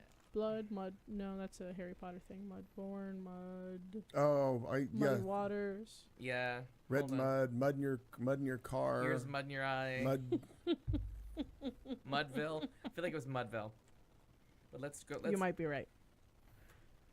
Mudbound. It was There it is. Mudbound. Bound. So Bound this is- by mud. So even though Netflix has been at the game sooner, they have not won their Oscar or won an Emmy award yet, despite all of their. Netflix is not? No. Interesting. Because the first series from a streaming service to win was The Marvelous Mrs. Maisel on. Which is fantastic. And the second season starts with the opening song from Hello Dolly with Barbara Streisand singing it. And I was like, I'm here. Just Here I leave am. everything to me. Yes. If you want your chicken butter. Yeah. Yes. So, anyways, so that Cheese is imported. Just leave everything to to me. So that is my next thing. If you need something to watch, The Marvelous Mrs. Maisel is Season 2 is here. Yes, Go it watch started I'm on like the third 4 or episode. 5 days ago. Yesterday, what I a think. charming show by the By the writers of Gilmore Girls. Gilmore Girls. And I don't remember. And her fucking name. Who Bunheads cares? I don't care.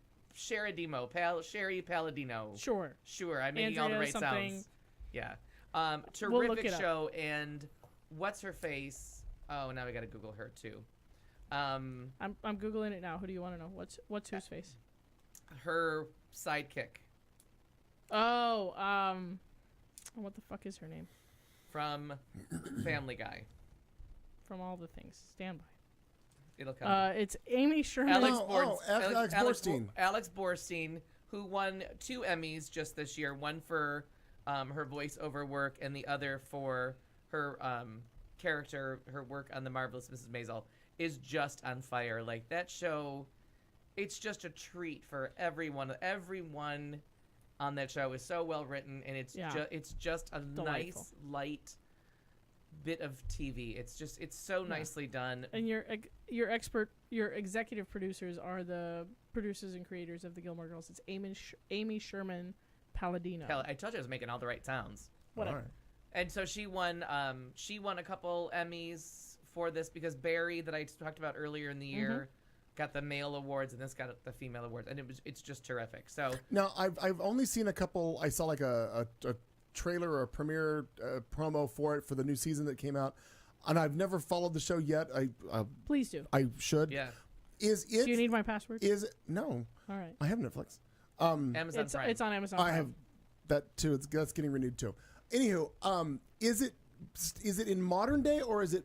No. back- It's set in the 60s? late 50s, early Okay. 60s because it looked that way, but I'm like maybe that's just the she characters. runs through 50s. Lenny Bruce. Yeah. So she is starting in the age where Lenny Bruce is just starting his climb. Okay. So you're kind of in the early Joan Rivers, Phyllis Diller. Like you're in that age of, and there's a character that's supposed to be Moms Mobley. Mom's Mabley. Moms Mabley. Like there's some people that you'll kind of, some people they'll name by name, and some they just kind of hint at who they're supposed to be. Right. And Okay. but very, very well done. All right. So then we'll just whip through because the Golden Globe nominations. Couple of interesting things that we talked about, that A Star Is Born and Bohemian Rhapsody both took themselves out of musical comedy and put themselves in drama, and it paid off. Both were nominated, along with BlacKkKlansman, Black Panther, and If Beale Street Could Talk. Really strong nominations. BlacKkKlansman is now I can't think of his name either. He makes his movies are called Joints. I don't know if you saw this posted today, but Bohemian Rhapsody is now the most streamed song ever in history. Oh, makes sense. Just happened. believe it. Spike Lee. Posted today. I can't believe I couldn't remember Spike Lee. I just know that he calls his movies Interesting. Joints. So Black Panther, Beale Street Could Talk, coming out in the next couple of weeks. A really, really, really moving true story of a man who is accused of rape and sent to jail, and his wife and his struggle to get him out before the child is born. He's falsely accused of rape. Wow. And Regina Bell getting rave reviews. So that's just a loaded category. Foreign language film, Roma makes it here. I didn't notice that. Roma. It's a foreign language, so we're gonna be subtitled there. Oh, so that's how they got around that. They didn't nominate Roma for Best Picture. They nominated it for Best Foreign Language Film. And in comedies, you have Green Book. Go see it. We'll talk about some of these as we go. Green Book, absolutely terrific. Tough subject matter. Somebody's got to help me with all these names. Stand by. Mahershala Ali is terrific. He is the classical pianist who's being driven around by. It's gonna come to me. I can picture him, but I can't think of his name. Viggo Mortensen, and he is the Bubba, the Guido that's like driving him all over the place. And at one point, His character's name is Tony Lip. yeah, Tony if Lip. you can guess. And it's a true story. Tony Lip really existed. His son part of it, but the family parts that I was just like, there's got to be some people in Brooklyn or the Bronx or wherever they're supposed to be that must be just like, oh my God, this is such a stereotype. It's the actual family playing themselves. So you don't need to worry about that. Everybody in the dinner scene is the actual family playing their parents. Oh, wow. Yeah, so that's really, really cute. That's cool. A terrific movie, and really light. Like, it just heavy subject matter, some dark moments, but it really is a story of a friendship. And the Mahershala Ali really is a supporting character. He has a journey, but it really is. It's about Tony. It's about Viggo Tony, Mortensen, yeah. And it's just about him kind of seeing the world for the first time Outside of Jersey. Yeah, the neighborhood. The Favorite, if you have not seen this, go see it. That director, let me find his name. He makes some fucked up movies, and sometimes, and I mean, I've only seen 2 of his. He made The Lobster. Curtis Graham. Who's that? Oh, that's the director. The director. But I'm talking about. We moved on to The Favorite. The Favorite. 2018. Director Curtis Graham. No, his name is Yargos I've got the wrong The Favorite. Yeah. You should be spelled. It's spelled the European way. Yeah, it should have a U in it. O-U-R-I. Oh, I see. Yeah. Oh, you really mean it. Yeah. So, so he did The Lobster and The Killing of a Sacred Deer. The Lobster is a good time, and that has Rachel Weisz and Olivia Colman in it, and it's funny and bizarre. And this one is. I love Rachel Weisz. Oh my gosh, she is so good in this. Emma Stone is terrific. Olivia Colman is fantastic. She was the best thing about The Mummy. And I can't remember who the guy is that dances, or Lord, I can't remember who the guy is that there's a dance scene in here that just tickled me to no end. The dialogue is fantastic. This is the first movie that Yargos has made that he didn't write himself. But this, Queen Anne, due to like sexism, she got to be queen for like 5 or 6 years as men were dying, and people were waiting for people to come of their majority, as they call it. But so that's up for musical comedy too. Crazy Rich Asians, but we talked about. I loved Mary Poppins Returns. I think they have to, and then Vice, which everybody is talking about, where Christian Bale plays Dick Cheney. Oh, right. Yeah. And Sam Rockwell is George W. And that is getting great reviews anywhere. So drama actor Rami Malek, John David Washington for Black Klansman, Bradley Cooper for A Star Is Born, Lucas Hedges for Boy Erased. He is also out in LA and rolling out over the course of the month. Ben is Back. It's another movie like Beautiful Boy about a parent dealing with a child with an opioid addiction. And in this one, it's Julia Roberts and just a really, really good performance of she kind of spends a day in the life finding out what her son was really doing, like what her idea of what the addiction looks like, and then going to find out like who broke into their home, who stole their, like kind of working their way through like who he would know and who would like try to hurt him, and getting a sense of like all the things that he has done for drugs over his short life, and just like getting a real picture of like the desperation. It was a weird way to go into that story, not just dealing with one-on-one with your child. Is that based on a true story? I don't think so, but Lucas Hedges' father is the writer-director of it. So, but like I said, this boy's career is just on fire. William Dafoe for Eternity's Gate. That's the movie about Van Gogh. Let's see. Glenn Close, who we're hoping is not going to nothing's going to stand in the way of her Oscar this year. The movie is from last year, so a lot of the critics awards aren't going to have it on there because they would have seen it in critics settings last year, but it didn't get put into a theater until this year to qualify, because when it opened last year, everybody just said to stay away from White people?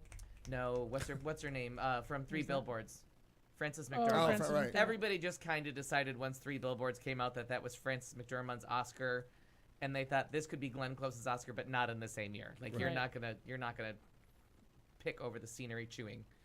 Lady Gaga gets a nomination at the Golden Globes. She did win for her awful performance in American wasn't- Horror it's- Story. Oh, okay. Oh, okay. I thought I was gonna say A Star Is Born wasn't her fault. Right, but she's already a darling of them, and so look for her as your winner there. Yeah, You have yeah. Nicole Kidman. You have Melissa McCarthy for Can You Ever Forgive Me, which in any fair year, Melissa McCarthy for Can You Ever Forgive Me would just win that Oscar, and we could just call that off. Can we Like, just start writing? Who do we write? yeah, who do we letters write to? letters to? Tully from this summer, if you missed it, a great performance about the woman who's trying to do everything, and she hires a nighttime nanny so that she can sleep, so that they can get a regular sleep schedule. Constance Wu for Crazy Rich Asians. Elsie Fisher, keep your eye out for this one from that 8th grade movie. They are winning a lot of the awards because they know she's too young to probably win a Best Actress Oscar. So all the critics are giving her like breakthrough performance, young star. Everyone is going nuts about that 8th grade movie. That is a tough movie. Olivia Colman for The Favorite. All 3 actresses from The Favorite are nominated, and so is Regina King for If Beale Street Could Talk and Amy Adams for Vice. Everything looks like Amy Adams may finally get her Oscar, like the 6th time may be the charm. Glenn may have to go to 8 to get hers, but Oh, it looks God damn like it. Amy Adams Give it to is Amy. I on say track. Amy. Yeah.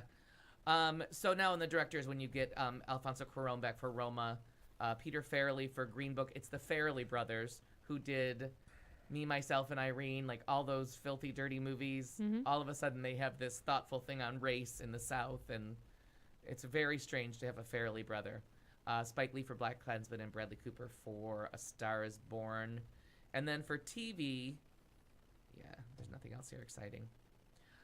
Drama series, Billy Porter for Pose. So that's really good is that on MTV? FX. FX, yeah. FX, that show that's getting all kinds of buzz. Got a nomination. So that's and it's That's shown fantastic yeah, because it got a lot of like social buzz in my circle, and I haven't watched it yet. Like I saw when that was on, like posting about Yeah. it. I need to find a way to that, and I haven't gone looking that hard for it because I've been stuck in Parks and Recreation from 4 years ago. Right. I only learned a little more about that show Pose because I hadn't watched it either. There was in an effort to get the younger generation to go to the polls and to vote and to get interested, they did a thing at Stacy's called Pose for the Polls. They did Pose one to the at Polls. Cobalt, Oh, they too. did. Yeah. So I stood and I watched those kids do that. The dance pose That was thing. so freaking cool. It was amazing to watch them. It Yeah. really is cool to see these Whatever kids gets do you to it. vote. Yeah, and it got them. I get energized. I hope it did for them. But anyway, but watching it, the show's got to be amazing too. Just to watch all I've the heard dancers. nothing but good things about that and A Very English Scandal, which I couldn't find the other day because I was trying to type in A Very British Scandal, and that was not helpful. That didn't. There's that. Performance Because by an there's plenty yeah. of British scandals out there. So performance by an actor in a limited series or motion picture made for television. This is your time to watch Darren Criss go through a couple more award shows because of when American Crime Story came out. So he should be a SAG Award nominee any minute now too. Television movie comedy. You got Bill Hader for Barry, which we've talked about how funny that is. And actress drama, Julia Roberts in Homecoming, and Sandra Oh for Killing Eve. Find Killing Eve, whatever you're doing. Find Killing Eve. I don't know what network it's on. It's going to start streaming everywhere soon, but everyone is loving this show. And I guess Sandra Oh is giving like the performance of a lifetime. Amy Adams gets nominated 2 more times, once as a producer for Sharp Objects and once as lead actor. And then in like some of the other categories that are funny, Will and Grace, which has never won a Golden Globe in any category. Really? Deborah Messing gets the nomination. So, but Kristen Bell for The Good Place, Murphy Brown, Rachel Brosnahan, and then then where is the last one? Alex Borstein gets her nomination for Maisel. For Maisel, yeah. So just so for best limited series or motion picture, American Crime Story, Gianna Versace, Sharp Object, Escape at Dannemora. Find this one too. I gotta find out this is the one about the prison break. Luckily, this Golden Globe nomination just takes care of everything I want everyone to see. This is the prison break from upstate New York, where the female guard was in on it and she was sleeping with both of them. Yeah, and that's they dug their way recent. Out. Yeah, past few years, right? And this is Patricia almost unrecognizable Patricia Arquette as the female guard. Okay. So keep an eye out for this movie. I will try to find out where that is playing. Oh, it's on Showtime. Oh, good, I have that. Escape at Dannemora. But if you can't watch it on there, then wait till it comes to the streaming services. But it looks incredible. So to backtrack a little bit, Killing Eve is available on Hulu. Oh, good. Killing Eve on Hulu. If you need a password, call me, and I probably won't give it to you, but go ahead and call me and try anyway. Yeah. It'd be nice to hear from you. Right. I'd like to hear from you, and I want to know that you're listening. So good night, Harrison. But for anyone, good night, darling. Honest to God, though, like all you hear people talk about is Sandra Oh, and who I can't remember what her co-star name is. Well, and we love Sandra Oh. Yeah, and that they're absolutely killing it on that show. Yeah, so that takes those are your too. Golden Globe highlights. The Favorite comes in with the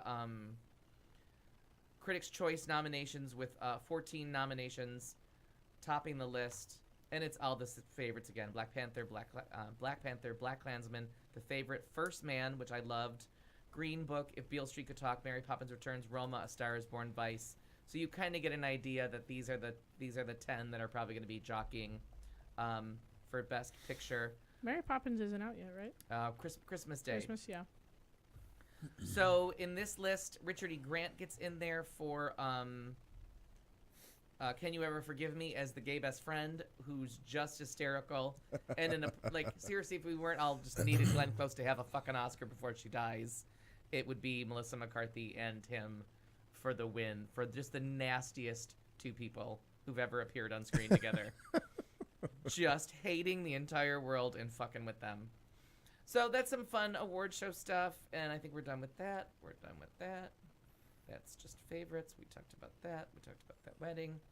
We found out who she was. Let's go to the actual list. We're just blowing through things. That went much quicker than I expected.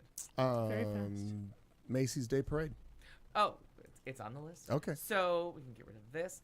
So Macy's Day Parade had a very unusual thing happen that during the part where they usually showcase the musical theater acts in front of Macy's in that controlled space where they come out, they perform one song, and they always lip sync. Kelly Clarkson brought out an actual Somebody band was just telling me and this. her sound system, and she did Heat, which is one of my favorite Kelly Clarkson songs. Right. Not current. She went kind of for a deep cut from a couple for years her. ago and sounded phenomenal, proving it can be done. I was literally just on this rant because I was showing the poorly lip-synced My Fair Lady with Laura Benanti at some impromptu show tunes over the weekend because I worked too much this weekend, and that's how I get through. Yeah. Because I play a lot of show tunes when there's nothing else happening. So yeah, I was just lamenting. I'm like, why the fuck don't they just let them sing? Honest to God, we have the power, we have the technology. There are wireless mics, there's PA systems, there's all kinds of things. Yeah. Why are we making these talented people lip sync the shit out of this? It's God because damn it. they're going through so many companies, and to mic that many people would just be absurdity because they knock out those 6 shows at the very beginning. Well, but now they're doing a lot of them either pre-filmed or live from like the theater too, though. Because Dear Evan Hansen was from the theater. That's on CBS. I know it's not on NBC because they're not allowed to perform, so they can't have access to the actual parade route, so they're out. They're just there as part of like promote New York theater. But the NBC, it's the turnover. But Kelly Clarkson put them on their ear because all of a sudden they rolled out a band. More reasons to love Kelly Clarkson. Oh my God! If you get a chance to watch that, because I was like, there's no reason to have backup singers if you're gonna lip sync. Like they're superfluous. Like they're tits on a whore at this point. But then then I realized like she did a little ad lib, and I'm like, Oh, she's oh, live. she is live, and it was a very cold morning, which a lot of singers also don't want to Right, do. don't want to do that in the cold. I get And that. the musicians always say that, you know, that they had to do parts of Obama's inauguration lip sync because they can't tune the instruments in that temperature. So there are some other. I say we power the fuck through and deal Yeah, with so the you got an off-key. off note here I and there. want live performances at the parade. I do too. I Fuck do too. that. And I always Or do them all pre-taped from the theater like CBS does. I'm super okay with that right. too. And one fun year they just fucked up everything on CBS, and they had the two witches from Wicked on top of the Belvedere Castle in Central Park, but lip syncing. I'm like, play a track. You can mic. Right. You can mic them live out there to a pre-recorded track Sure. and just have them sing the shit out of that. No one's Yeah. gonna interrupt them. Like, there might be a little side noise, but oh well. So what? You're outside. The people playing for quarters over in the corner aren't complaining about the acoustics. Neither should these two. Mom said that in the parade, she texted me about Diana Ross. Oh, cannot lip sync to save her. How has she never learned to lip sync? Don't know. Her wig was it was its own nation. Like, it was gigantic, so you couldn't see her face for most of it. Right. And then she would try to flip it back, but she remade Paul McCartney's Wonderful Christmas Time. I missed that. It one. has simply having No, I know the song. wonderful Christmas. There's 4 lyrics to it. Right. And she that- couldn't those get- are all of them, those as are all it of turns them. out. And she couldn't get it straight. And then she had all of her kids on the float, and they didn't know the song either, so they're just waving and smiling and look like idiots while Mom's up there fighting her wig in the wind. It was one of the most bizarre, like, unconnected to any holiday whatsoever. Again, stop with the lip syncing. Yeah. Especially if you can't. I don't understand how you can't do it. I don't understand that part at all. I'm pulling up a picture of Miss Ross. I didn't say it, but she's like, it doesn't even look like her. And I'm like, well, she's probably had surgery and maybe not good surgery. No, I mean, it's just because of the hair. Like, you couldn't find her. It could have been a Muppet. And I like how she was very understated and dressed for this. Look at that. Yeah, that's when How the many one time- Muppets died for that coat? Well, it's also like 7 degrees there, so I get it. I mean, they were all dressed beautifully for winter, but let me tell you, when she was singing, she was never facing that way. She was facing the other way where the hair was blown the other way. Oh. Like, you could not see her face. This is clearly her turned upwind. See, all right. But then the last thing, and it resulted in, we'll do the documentary first. 3 Identical Strangers, out on DVD right now, probably available somewhere from streaming. Seems like it's going to be the feel-good story of 3 boys that were adopted to Jewish families in New York State who accidentally found each other because one went to the college where the other one had dropped out. Okay. So And people kept mistaking him people for. kept mistaking them, and then someone walked up and was like, "Oh my God, You could Like, rent you- it on Amazon for $3.99. there you go." And so you think it's going to be this feel-good story, and then you find out that, and then there's a third one. Then they meet each other. They can't believe how much they look alike, and then someone sees the picture of the twins that found each other 19 or 18 years after being separated at birth, and someone else in New York State sees a picture and is like, Wait a minute. we have they're triplets, they're not twins. Right. Brings the third one in, they become, this crazy best friends. They have apartments together, they open up a restaurant together, they have a falling out, and then they go on all these TV shows, which I remember them being on Donahue and being on one other talk show. Like, Okay. Suddenly some of the story from that time Rang kind of some came bells. back to me Okay. because they were it was notorious for a brief time. They were at Studio 54. They're in Desperately Seeking Susan. Okay. Because I know nothing about any of this. they were so. they were very recognizable in the early 80s Okay. because they kind of went on every single talk show, and then like at the peak of it, they were standing by their restaurant while they were filming Desperately Seeking Susan in New York. And the director was like, "Oh, you're the triplets. You got to be in this scene." So she walks by and Madonna walks by, sees them. Okay. They had never heard of Madonna yet because it was filmed. It was filmed a little bit before, so she was just up and coming. Right. She kind of got that movie role before she got famous, and then they released it because she's a thing. Right. So, and then like there's like a thing like, oh, but weren't one of you like in jail for murder? And he's like, well, no, I didn't really know the person. And then you go by and you find out like this was some kind of a social experiment about separating like a nature versus nurture of separating twins and triplets at birth and then sending them out to families that had already adopted an older sibling. So all of the boys had an older adopted sister, like the same distance in age. So Okay. it turns out that it was some kind of like weird science experiment about God damn it separating. with the 70s. God damn it. Yeah, and it's a fucked up story of like some mental illness and like not telling these people. Like the social workers were showing up at like all hours and asking them questions and giving them tests and like testing them against each other, but they weren't intervening and saying like, there's some mental issues here that should be addressed. Like, Right. their separation anxiety, because the ones were not separated as babies. They did spend like 6 months to a year together, and when they separated them, they Freaks were them out, sure. very disturbed separation anxiety. They were like very sad children, and like then you meet the other people, and there's other twins and triplets in these studies, but they disbanded the study. And Well, now thank they God. won't, but they won't It's tell making people. murderers. But they won't tell people like you were part of the study or you were separated. Like you have siblings, they aren't telling anybody. So you don't know if you were adopted in New York State in the late '60s. Like, are you a part of this experiment? Right. Like, should you be looking for it? Because they admitted to there being at least a couple more sets of twins, but because they never published it, no one can find Nobody it. If knows. you know you were part of the study, they'll let you read it. And it's fucked up. So I mean, it. Well, what you've got to do, I mean, you've got to crazy. do it. It's got to be that all of these 23andMe and all Yeah. of that stuff that pulls it together. Like the second you put that in there and you put it in that website, Yeah. it's like, oh, this is your mom. This is if they've done it, mom, dad, grandparents, third cousin, fifth cousin, like it. If I had not done that already, I would have done it halfway. I would have paused that movie and gone spit in a cup and mailed it to somebody. I refuse to spit in the tube. Listen, my parents were separated for like 6 months when I was like 12. I don't want to find any siblings. Fuck that. I'm not spitting in a tube. Right.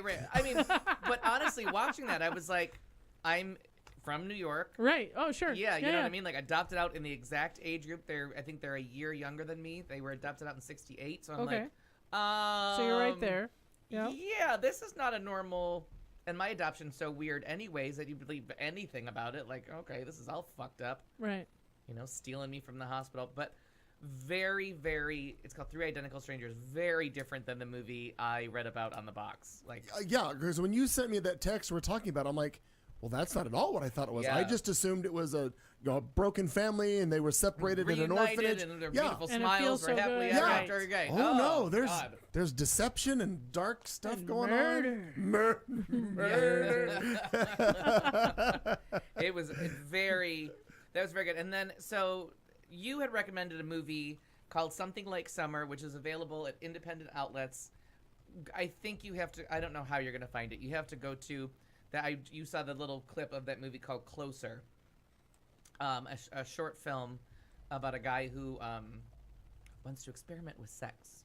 Anyway, so Who doesn't? Who That's doesn't? what I'm saying. So, but this Something Like Summer is a little teeny tiny independent movie that played the Gay Festival circuit last year.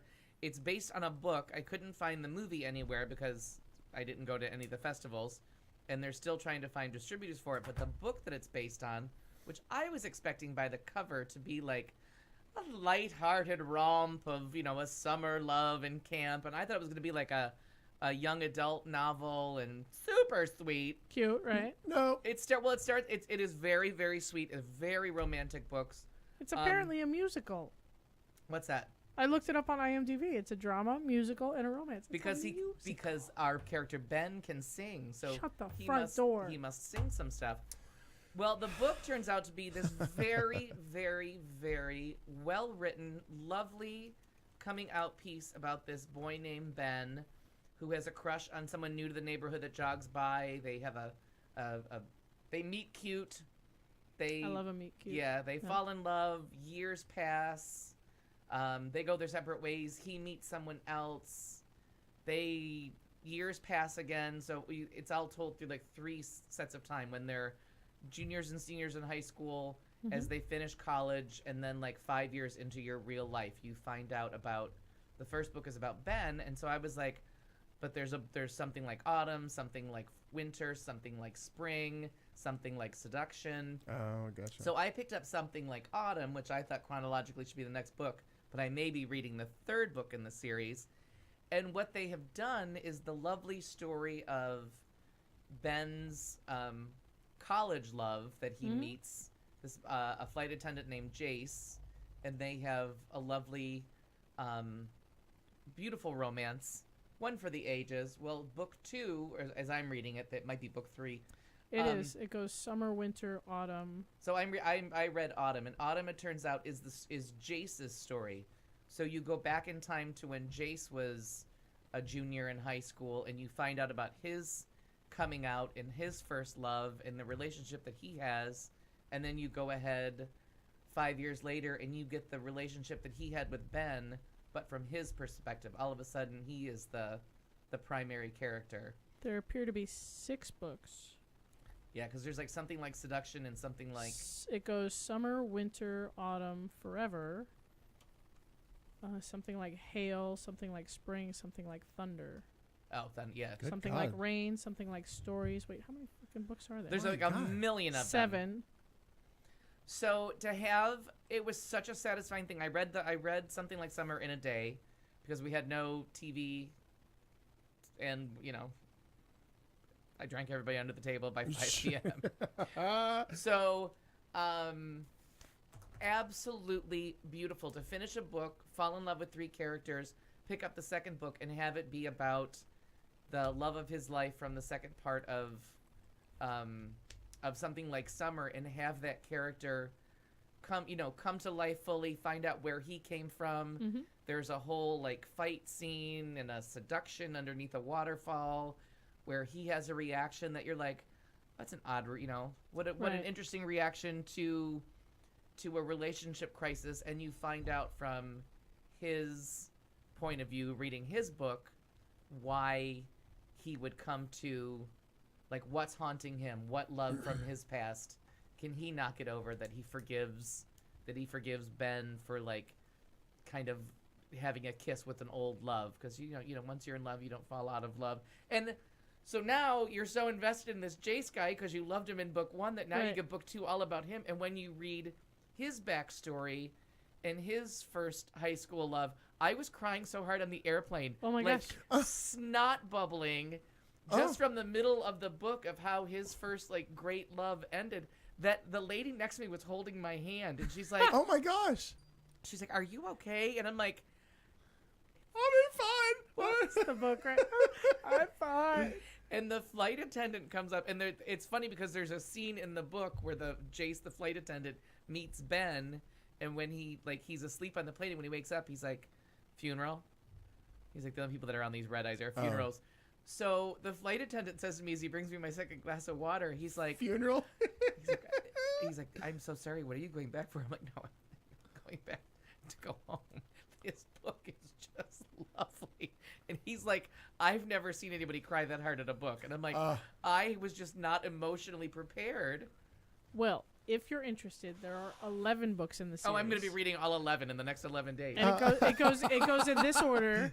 It goes summer, winter, autumn, spring. So you're on book 3. Then it goes lightning, thunder, something like stories, volume 1, something like hail, something like rain, something like stories, volume 2, and then something like forever. That's your 11 books in order. Oh my God. And I hope something like forever ties together the couple for the first book. Gosh, I hope so. But I mean, it was just a wonderful. And they're affordable on they're like $2 Kindle. and $3.99. Yeah. Yeah. I'm buying the first one right now. I'm going to send it to my Kindle. Oh, just It's touching. With one absolutely click. beautiful. Absolutely beautiful. And I need to read more books. So I can only imagine who the main character is in something like Winter, then, if that's really the second one, unless it's the story of Ben's first love, or the tortured child that wanders through the story in the second one. It says there are 2 sides to every story when you're Tim Wyman. Sometimes there are 3. Tim hoped moving to Texas would mean a new beginning, but soon finds himself falling into the same tired pattern. So it appears to be about Tim. Right. So it's Ben and Tim, in the first book, and then when Ben gets a little bit older and goes to college, he ends up with Jace.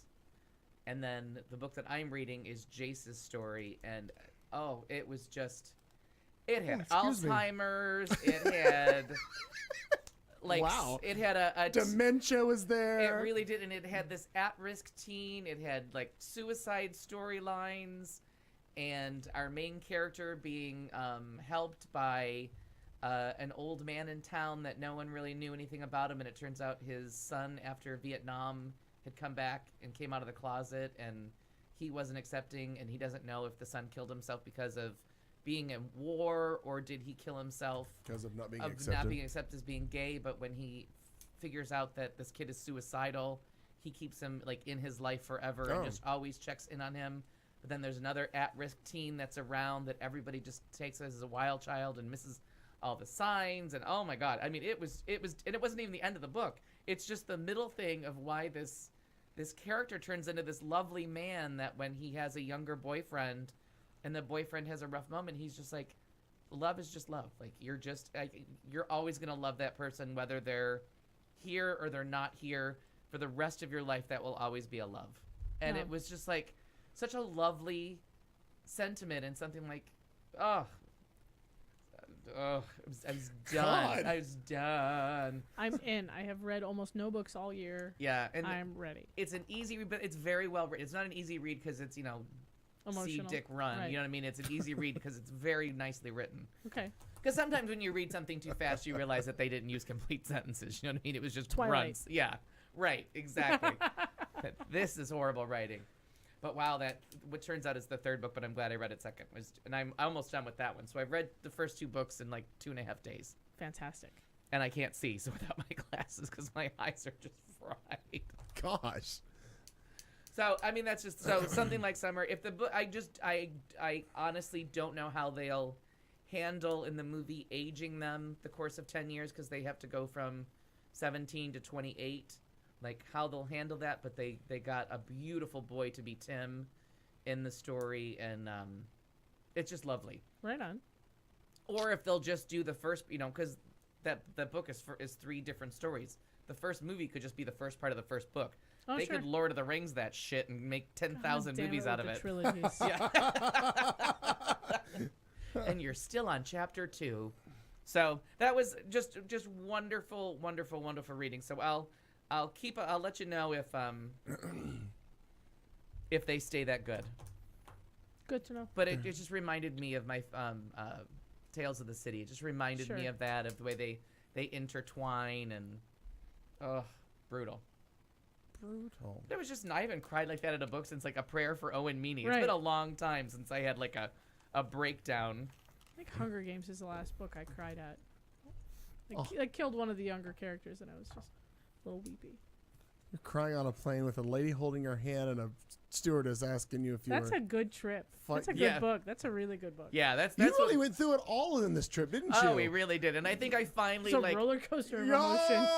well, I really tried to keep it together through Come From Away. Yeah. Like I honestly did not want to like let out the wail that was coming, Sure.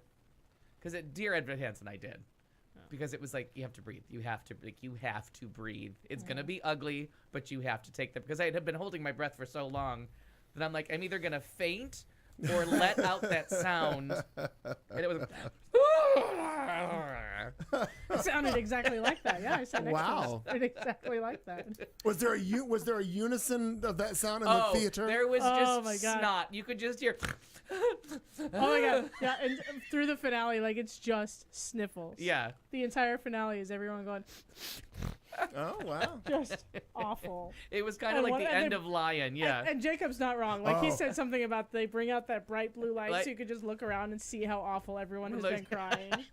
Can you imagine being on the stage and just looking out at At everyone? that ugly At cry. that ugly, ugly audience. You're like, can we do a musical comedy next? I want to look at an adoring audience, not people going through some kind of crisis. No, when I want to see everybody in their crisis. I would have done that shit Yeah. with the bright blue light. That means you're doing your job if you get Right. them all crying. Ah, we got him. Look at him. There's one And that's- heartless bitch in the back. That's a movie with like 7 people sing like they're 45. Like, oh God, those Yeah. voices were just So good. magnificent. All right, so what was the next? Let's What's go next? see it again. Mhm. We Done. got nothing. I don't know. Do you have two things or I no? got no things. You got no things? I got no things. We I don't blew have- it all on headlines. Then we don't. I blew my wad. Well, based on the time we got, we don't really need to do much else. I think we've fulfilled our obligations for this show. I think.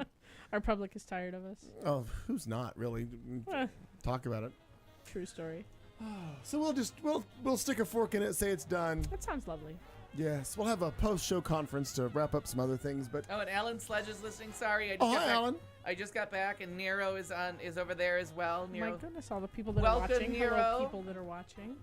and Joe Dean and By the Nance. way, last week you missed some impersonations. I need to drink more champagne during the show, clearly, which probably next week we'll do.